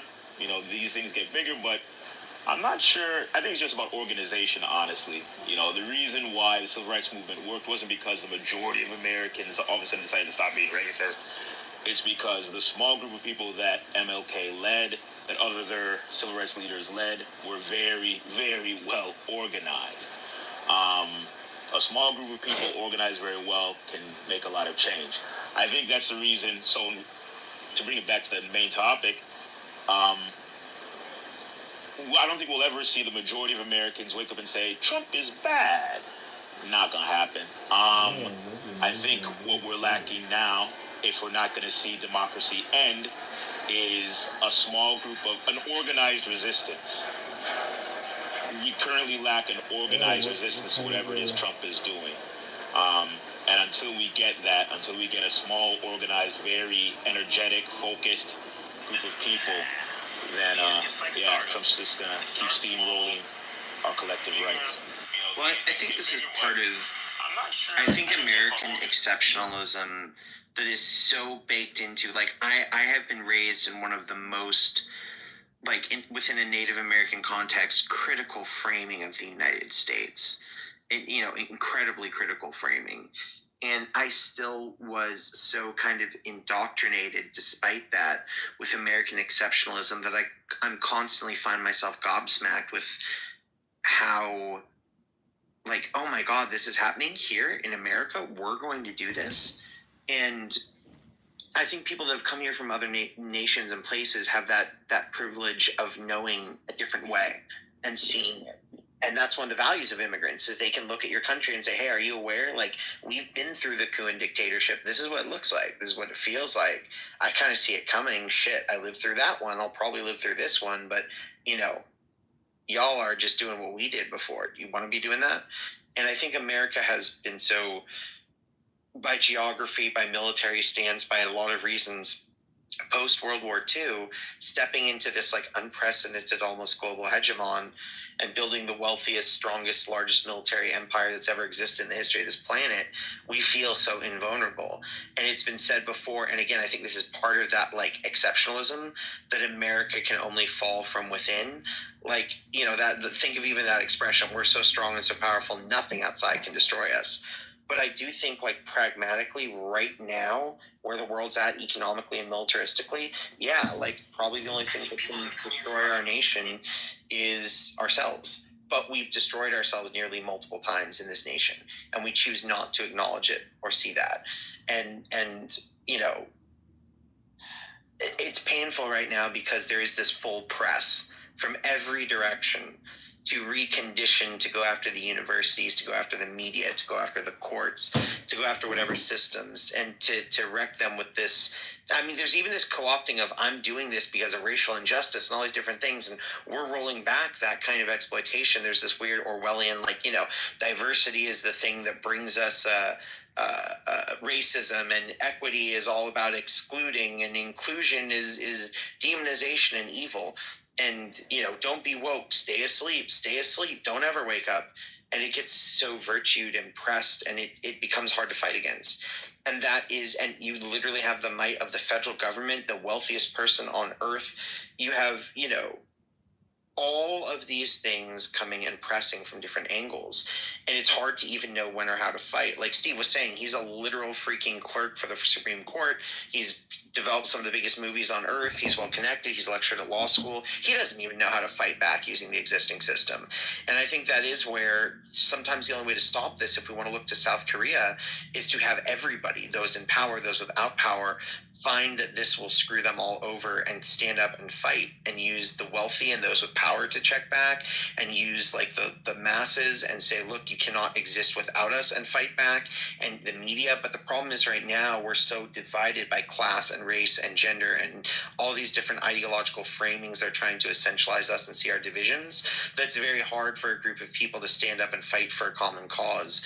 And I think eventually what's going to happen right now is we'll enter into this kind of dialectic where, do people want to come together and stand up against what's happening? That will be the thing that unites them. And it's so weird to say this, but like, the silver lining or not will probably come to, how much does this hurt the average person? Are we hurting so bad we're willing to be inconvenienced and stand together and push back? Or are we, will there be enough bread and circus that a big chunk of the population says, I'm not going to do it? And I don't know. I saw you jumping in. Me? Well, both of you, either one. Yeah, why don't we let her go everything first? you're saying, it's privilege. So one thing that when I travel the world, right, a lot of people when they argue about America and Americans, we don't realize how privileged we all are. That's a sad reality, right? Because we don't realize, some of the laws that's rolling, some of these things that's being rolled back. We didn't live through segregation. So who gives a damn? I don't care right now. Because you didn't experience that, right? So we're privileged enough that most of us today don't realize what that world is like. We don't realize that, and even though there are different things, I mean, when I say privilege, I mean black, white, others, privilege. Like to come here and have rights that our great-grandparents fought for, in a sense, right? It's a privilege that, sad to say, I'm like, it's going to hurt us more than anything, but I'm hoping the hurt is what makes us be like, yo, we are messing up. We're going backwards. And it has to happen this way, sadly, so that people will start crossing those lines that they want to create. Because whether you be black, white, or whatever, these laws did benefit everybody in some sort of way. But the fact that we are so divided between hatreds and bigotries and this and the third that we can't see it right now, it's literally we're going to have to hurt. It's a sad reality. We're going to have to hurt because other immigrants, people who came here from other places, they see it. They see like, oh no. There are people like, nope, I don't think I want to be in America right now. This is a little crazy. Let's wait and see what's going on.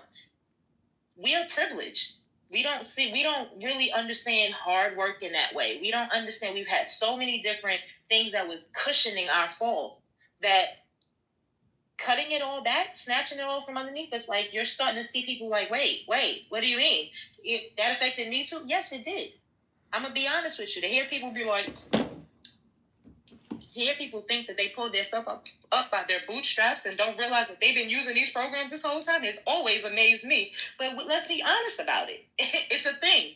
And I've always laughed at the fact that I listen to people and be like, you don't understand that you've been using this program? Oh. So I think everybody should just open their eyes and we should be honest about the delusion that America has been living in for the last how many years and express openly, and don't let them live in their delusion and be like, you know what? You needed that program too. You, ma'am, are a DEI hire. You, sir, may have been not qualified for that position. You, people, y'all use these programs, and now that they're gone, you're going to see what life is like without these programs. They're not. Back in the days, it wasn't as easy. You see what I'm saying? So, I mean, that's what I'm going to say. It's just sad, but I hope we open our eyes, because if not, I don't want to live the way my grandparents did. They did that so we didn't have to. And the fact that we need to go back to relive it is the reason why they say, learn your history, because if not, you're doomed to repeat it. But we can't even get the understanding so we can teach the real history. Yeah, and I think that's a really important part of the problem too, right? I thought I was after her. Oh, I did. I really respect Denise, but I did ask him to wait after. And Denise, let you jump in right after Nate. Thanks. Yeah, and I'll try not to be long-winded. I like kind of what Nat was saying to some of the delusion. This didn't come out of nowhere. Someone else said it. There was no sleight of hand. There was no trickery here. We had a long period of nothing getting done. Us as Americans, whether you're on the left or right, knew the Department of Education needed to be reformed. It was not working well. It was bloated, too expensive. We had too many different administration fees, and you can go look at the ballooning cost of college. We subsidized it. We said, we don't care. We're going to get you, your student loans, regardless of what you want to go to school for and the outcomes. We said, we're not going to reform our Medicaid. We're not going to reform our Social Security. We're not going to fix our debt. We're not going to fix our entitlement programs. We aren't going to fix these things. Whether you're on the left or right, nothing was done. Whether you want to be altruistic and say we need to help everybody, or you're someone who's conservative and say pick it up by the bootstrap. These type of coups happen, and these type of dictatorships and tyrant stuff come out of incompetency and inaction. People get tired of this shit. And now you get these populist movements and people who come and seize power because you have people in power who didn't do anything. So this is kind of what you're left with. I kind of raised my hand, but I didn't know if Denise, if you wanted to. Yeah, can't let No, Denise go ahead. Okay. Okay. To what you're saying, Nate, I think that the conversation around there being nothing done, I think, is a valid one in some ways, but I would disagree that this current administration is the one who's doing something, like capital D. I think that what they're doing is different, or at least it has different optics. But I would say that by and large, they kind of wash each other's hands. And I mentioned it in the chat, like Roe versus Wade had that opportunity to be codified, but it wasn't. And it was then used as kind of like this carrot dangling, for preceding, election periods. And I think that there's been this coalescing of corporate, donors and lobbies and government for a very long time. And there's been this lobbying that's unchecked for a very long time. And of course, now we have cryptocurrency, which is a whole other beast. But my concern is that when we're talking about DEI and even like USAID, there's positives maybe, which that allow people to survive. Like I've worked in the nonprofit industry and I've witnessed the ways that funding has been slashed and the ways that, you kind of get these little trickle amounts for these massive issues. It almost feels like in order for you to have a job, there has to continue to be a problem. There isn't really a desire to solve the problem itself. But I won't digress there. I'll just say that USAID has historically been used to destabilize other countries in terms of of agents under the guise of being these aid workers, coups in Guatemala and the Congo, different things going on that I think the privilege, and I caution with calling it a privilege, right? Because my ancestors just didn't ask to be here. We were forcibly moved here, and now this is the scenario that we're experiencing. But that the things that we experience here are like the tip of the iceberg to what the international community experiences at the hands of American imperialism and at the cost of this capitalism that I think we just kind of want to refuse to see as the overarching problem.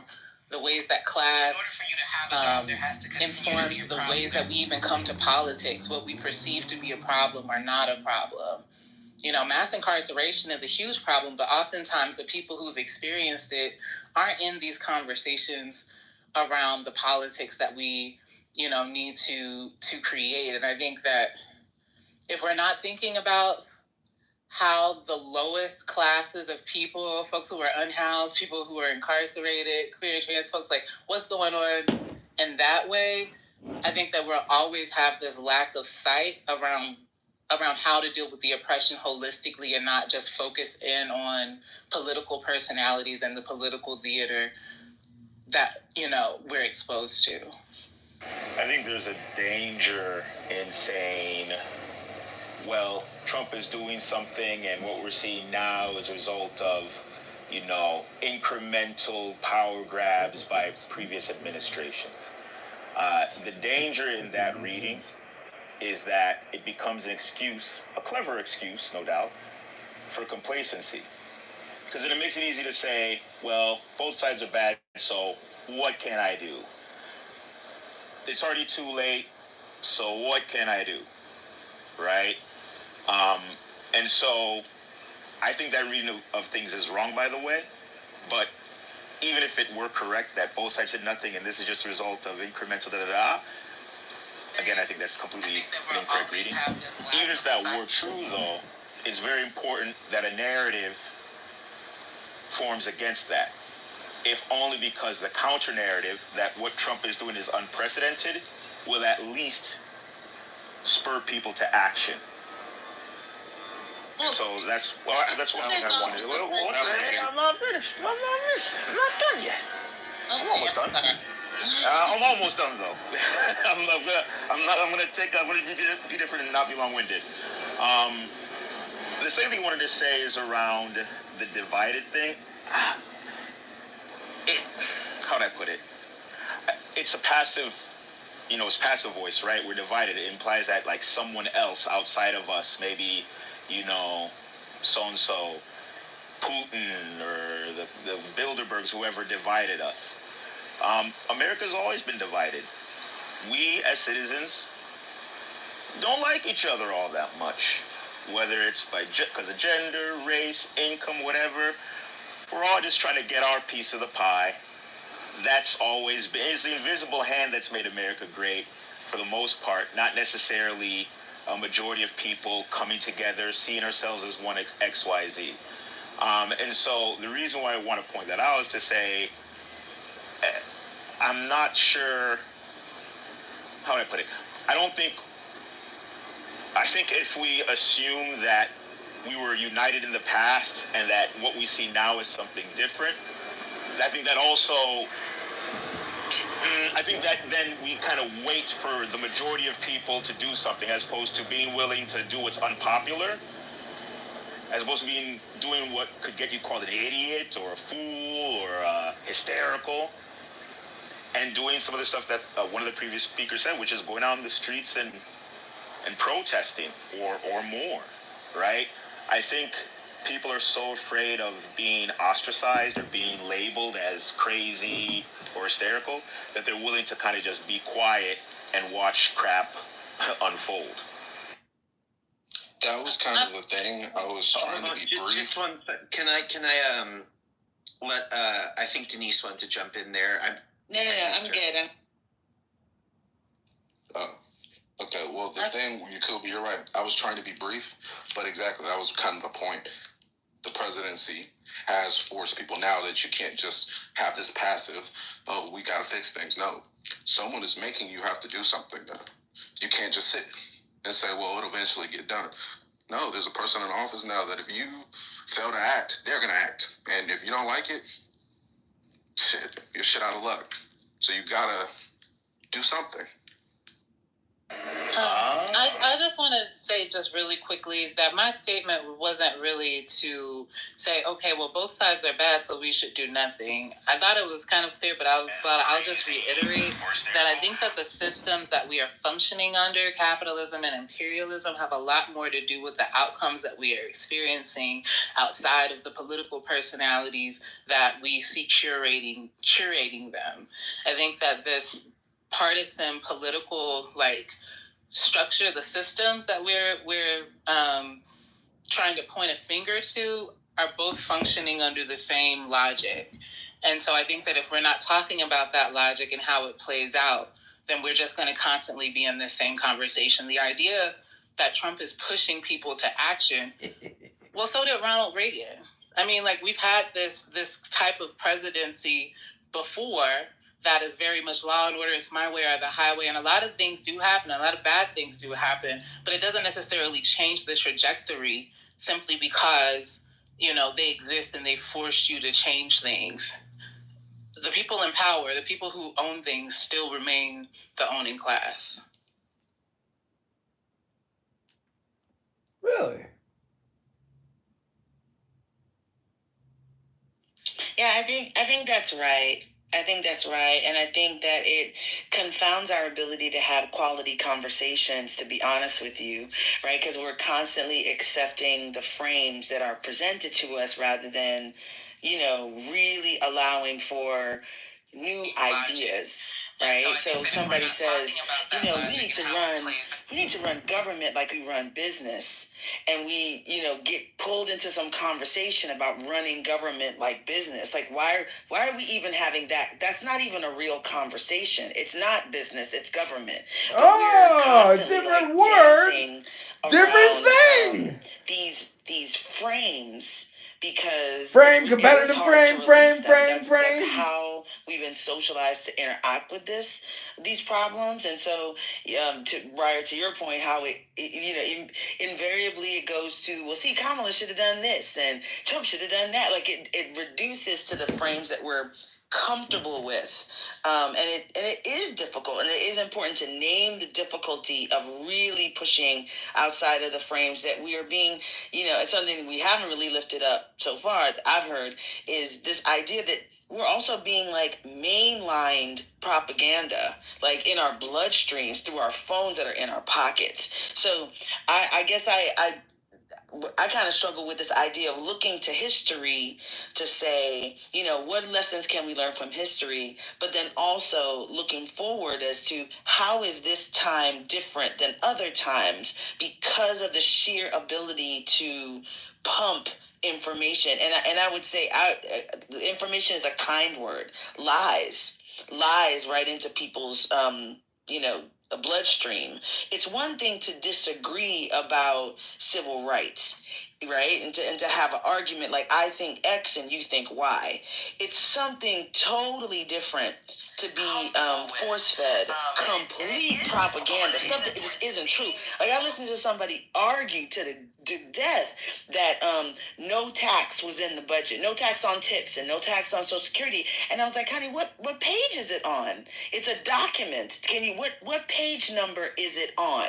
And they got so frustrated because it's not in there. It's not in the document. So how do you have conversations, and how is this time different? I know we've always had propaganda, but this does feel like it has a different permutation and texture. And I think that is really, that kind of makes it difficult to know, like, what is the best way to move forward.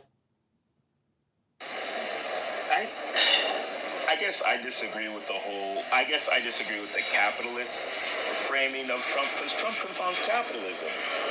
One, he's not a good capitalist. He went bankrupt several times. He's underperformed the indexes like the S&P his entire career. He was found guilty of frauds and scams. I mean, the guy is not very good at making money, number one. Better than you, motherfucker. Number two, Trump's He's actions, not good. I mean, even with the whole tariffs thing, that killed him. It sent us into correction territory. Trump's actions are spooking the market, right? The other thing is, too, his COVID policies were awful, right? We saw in March 2020, the market crashed precipitously. He lost 3 million jobs. Trump is not good for capitalism. I think, and, if we look at what Elon is doing as a play to make more money, I think we'll miss the bigger concern, which is, maybe it's some white supremacist project. Maybe it's a power grab to create a crony fascism, crony capitalism, whatever. But I think if we look at this as a class thing, we're going to miss the bigger project, which is essentially to turn the United States into a dictatorship. And I think that aim is Trump and Elon are willing to lose money to accomplish that. So I don't think it's about capitalism at all. Well, I think there's a difference between like the pure capitalism and the story of capitalism that we operate under in America, and that the average American has about what works and their capacity to actually be rich, and what the moving parts are and what the opportunities are. I think there's a story of capitalism that Trump fits to a T, right? Gold toilet and all. That is attractive, and it's not attractive to us in this room, but it is attractive to a percentage of the population. And so how do you tackle that story when the facts, the undergirding facts are so like they're diametrically, there's like no truth in there? I think that does create a different problem than we've seen in I agree with that. Go ahead. I have to disagree with you a little, Yakuba, about the market thing. It's inevitable. And I've said this before, that's kind of one of the things I felt with Kamala. It didn't matter to me who won the election. The market, to me, was going to correct regardless. So I just don't think you can run these things unsustainably. But I don't want to digress. Yeah, I think that's a good point. I mean, but I'd say with the Biden thing, right, in 2022, the yield curve inverted, and it was like, oh, there's going to be a recession, and then, like, it never came. But it only matters. It happens after the de-inversion, but yeah. Right, no, it's supposed to happen like within 18 months after the inversion, and like within after it de-inverts. Yeah. Exactly, that's what I'm saying. Yeah, I know. But yeah, thanks for the correction there.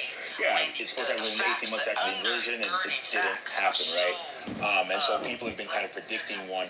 But I think the recent market correction we've seen has been more a result of tariffs, specifically tariffs, as opposed to general concerns about reinflation. Right, but so there's a thing going on in Cuba in the bond market, particularly international bidding.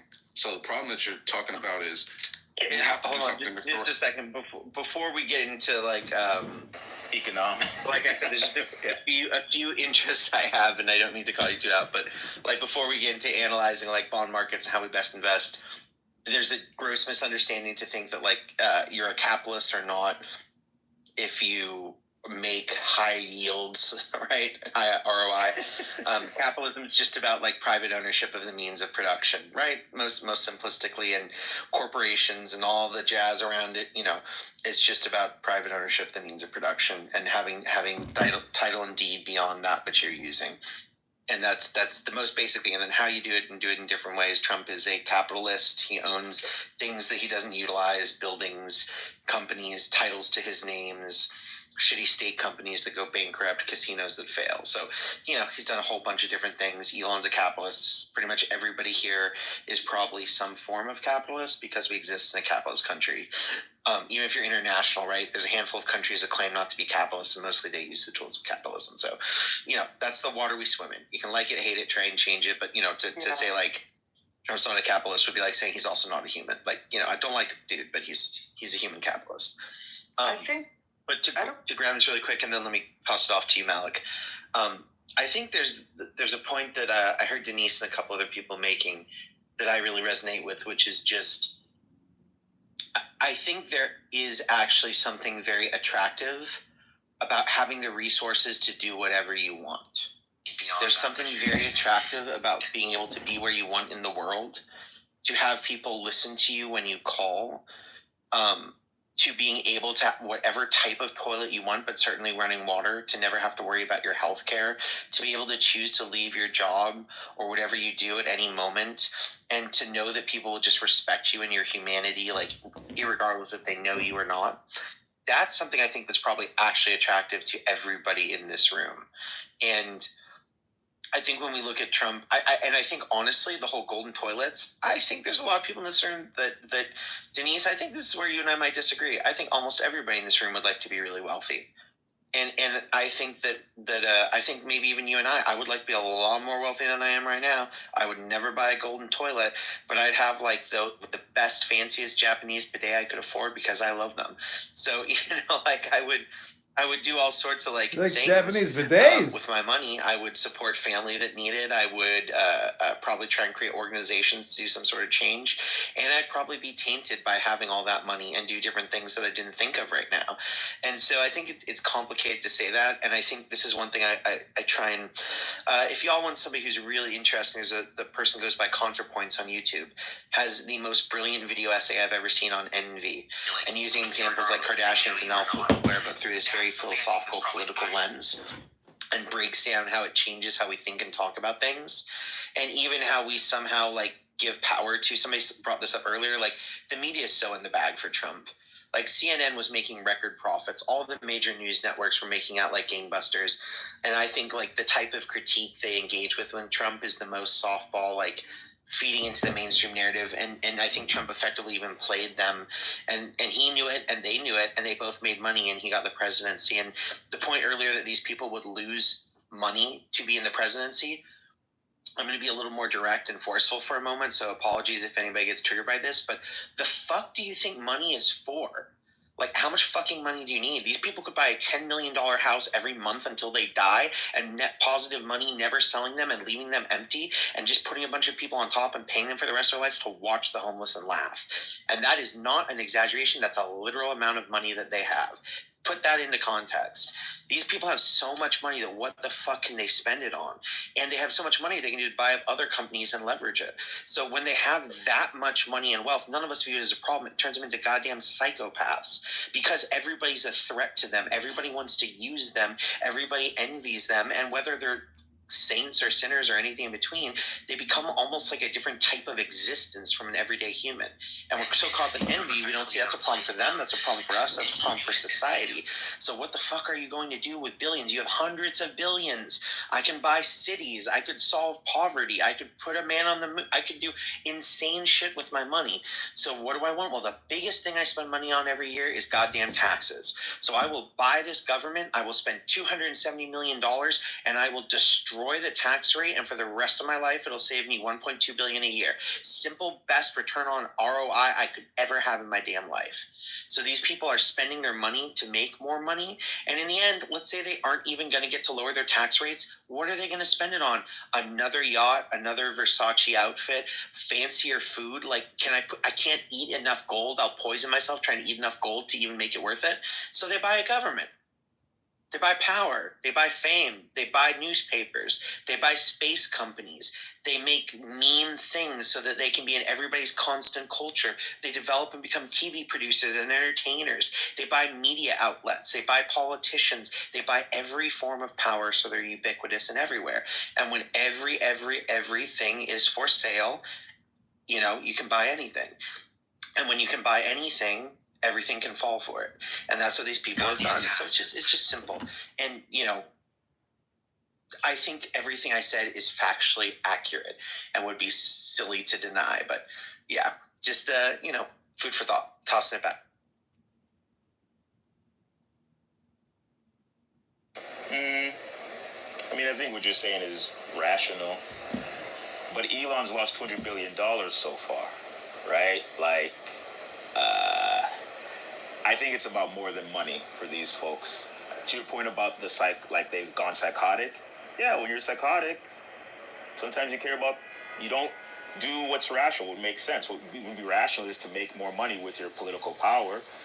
But maybe instead of getting more money, instead of buying a painting or a yacht, you decide to buy a country. You decide to, say immigration from South Africa is perfectly fine, but other parts of Africa is terrible. You decide that firing people is fun. Who knows? Could just be like a field trip for the guy. But I think this is about more than money. Yeah, but you might not necessarily have the same field of vision that these people do. If you take the Elon Musk example, okay, Tesla's going down now, but he has long-term interests in China and other countries. So if their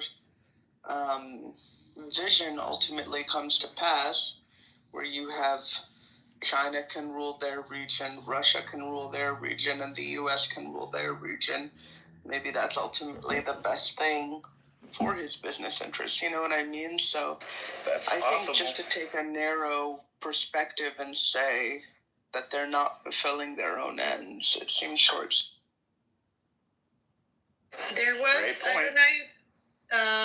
I don't know if you guys have talked about this before. I'm gonna look for it, but it just came to my head when is it Malak? But she was mentioning it's kind of like, oh yeah, you can say it. It is. Okay. There is an actual movement connected to. Okay, I'm gonna Google. Sorry. I agree with you, Malak. The first thing that came to my mind was you remember when Uber used to be really, really, really cheap? It was $6 to go across town, but now it costs $40 to go up the block. Their marketing strategy was that they built their name, they flooded the market, so now there are no taxis. They own the market, and so the losses that they had in the beginning, they still might be under. I'm not an economist by any, but they've kind of flooded the market. Their only competitor is Lyft, and so it just kind of seems clear to me that Tesla losing money currently versus him having access to billion-dollar government contracts unchecked just won't really balance out in terms of the loss versus the profit and possibilities within a 4-year term, and possibly longer than that. You know, who knows? But I agree with you also, Briar, that they own so much and they can own politicians. And so the conversation that we're having is very much not about either one. It's about the system itself. And like, are we actually going to deal with it or just the personalities attached to it? Yeah, I agree. And I think that the logic of these systems, I mean, it's like it's in Ouroboros, right? Like they will eventually come around to eating themselves. And I feel like one of the real issues is there's a fundamental lack of solidarity. And people will just won't really try to break. So, for example, like with Israel and pinkwashing, you know, you had that. There was some trans congresswoman, I think. Anyway, it was like, well, why should I? The pro-Palestine movement is transphobic or whatever, and it's like, first of all, I think that's kind of a fucked up statement, but even if it were true, so what's the alternative? So then if it's transphobes being attacked, then we let it happen. Or I guess if we're on the other side of the issue, we say, well, so if it's trans people being attacked, then we let it happen. I think this is the reason they're attacking universities and DEI and international solidarity movements so much, because that's exactly what they don't want. And like, even if you look at, you know, examples from past movements, there's no, well, I won't say there's no movement.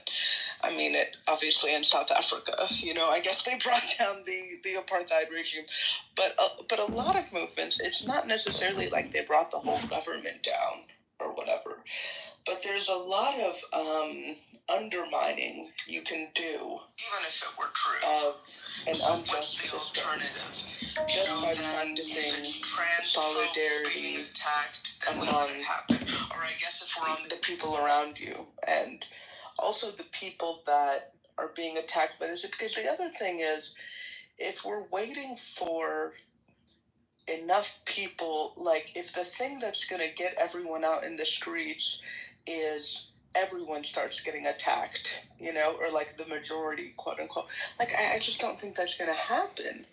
And they're always going to pick a small group, or they're always going to find a way to label a group.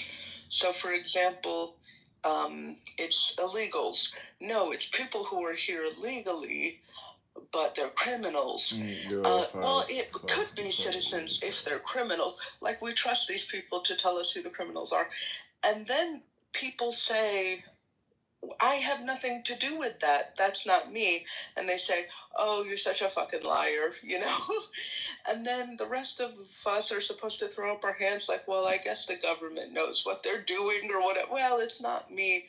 And it's not you, and it's not you, and it's not you. And that's how they do everything. So people have said, like, you know, oh, the only way we're gonna, you know, fight this is all these people have to get out in the street and whatever. If that kind of broad-based coalition were to ever happen, it would have to be a bunch of people being in solidarity with people that their shit doesn't affect you at all, and you probably don't even like them. You know what I'm saying? So, but this is like what we don't have, and in the places where it is being practiced, like that's exactly what's getting attacked. No, like, I think this is the part of why, like, I really started the kind of room in the beginning is, so let's take Elon Musk as a case study. This guy all of a sudden starts coming down. He goes from posting on his website, trans rights are human's rights. I will always stand with the LGBT community. And if you don't like it, you cannot buy a fucking Tesla. Like, that was quoting Elon Musk 7 years ago. What the fuck happened to him saying you can buy another car? I don't give a shit. I will stand with queer people. That's who Tesla is, to what the man is today. Didn't his son commit suicide? Hold on just a second. He came from California. Let me just say this super briefly. I don't think he changed. I think the political climate changed. And I think he's a fucking slimy sleazeball who's going to say and do whatever will get him ahead. So let me that was the popular position, he took it. Let me at least build to there, Malik, right? So he came to California, ingratiated himself with the left, where left-wing people were buying electric cars, and people were, y'all remember icing? When people would take, like, gas cars, and there's this thing where you can, like, kind of screw up the engine, where if you rev it, it'll smoke, so they do this in front of, like, Priuses and Teslas everywhere, and they were vandalizing Tesla out plants and all this stuff, and he came here to Fremont, California, got subsidies to take over old buildings, bought solar companies and all these left-wing progressive things, still is located out here. I had 3 roommates that were some of the first employees at Tesla. They talked about how progressive and they were going to solve climate change. He tried to link it in and sell it to the right-wingers that, hey, I'm just being smart, and inevitably electrons are cheaper than gas over the longevity of things, and sold it, right? And then he sued the company to try and say he was the founder because Elon Musk didn't found Tesla. He bought it with money from selling his, financial exchange stuff. And so after doing that, he took his money, bought Tesla, sued the founders, took over as the title of claiming that he found Tesla, all facts, bought a plant from Toyota that wasn't working in Fremont, leveraged the incredible brilliance of all the progressive schools and everything else. And then after all of this, what does he do? Well, then he decides that the tax rates are now too high because now he's a billionaire and he's going to start meme companies and all these things. And he starts getting social status, hanging out with celebrities, has facial reconstructive surgery, gets hair plugs, hangs out with other rich people, notices there's a shift to the right, notices the left-wing people are just you have no idea in the Bay Area how many Teslas. I can't tell you how many times I'm driving. Surgery. Right. Yeah. And then all this stuff goes on, and then all of a sudden the tax rates are too high. He's a billionaire. See, this is the thing that most people haven't done the type of deep analysis on why rich people are so anti-tax. It's because for a person like him, even if he only pays a 3 to 10% effective tax rate, that's the number one thing he's spending money on. It's not his housing. He has billions. He doesn't need to buy a house. He literally had a house that was so big in Hillsborough, right? I can look at it from my bedroom window. It is so big he couldn't sell it for 2 years because nobody has enough money to even buy it. It sat on the market without a seller because it was so fucking expensive for a while. Nobody wanted to buy it because it was like a liability in the city. This guy had more money than God, and he didn't even need it. He was like, I sleep on a bedroom house. Why? Because he can go anywhere he wants. He can stay in any hotel anywhere. He's screwing all these random women, hooking up with celebrities, going on yachts with all these people. And then all of a sudden, that tax thing really annoyed him. And his class of people weren't any longer there. He was in a different class. He needed exclusivity. He needed to be included. He needed to influence politics. And it became advantageous for him to shift to the right, just like Jeff Bezos, just like others. And there was a cultural shift where tech bros were making a shift to the right. And these people don't have principles or values. They want power. And if power comes from espousing that trans people are humans and they're going to stand with it, he'll do that. And if Disney can make, from Disney proudly affirming trans people and including trans characters, now they, quote, have the first openly Christian person in Disney history, as if everybody wasn't a fucking Christian, right? And all of a sudden they delete episodes with black people and people of color, and they drop an entire trans issue that they'd already filmed of one of the cartoons. It's not standing for anything. It's just wealth. And rainbow capitalism is very profitable. So in the end, what happens? These people buy a government, and the first thing they do, gut the IRS. Check the article today that according to the IRS, with a Trump executive running it, they will lose $500 billion this year from lack of enforcement because they can't tax and go after rich people, and they've stripped so many people, and they've changed their directives of who they're enforcing. So the IRS will bring in $500 billion less. They've eliminated the Foreign Corrupt Powers Act. So Elon Musk tried to have a coup in Latin America, got slapped down, had trouble buying off executives. Now he can bribe anybody. There's no law against it anymore.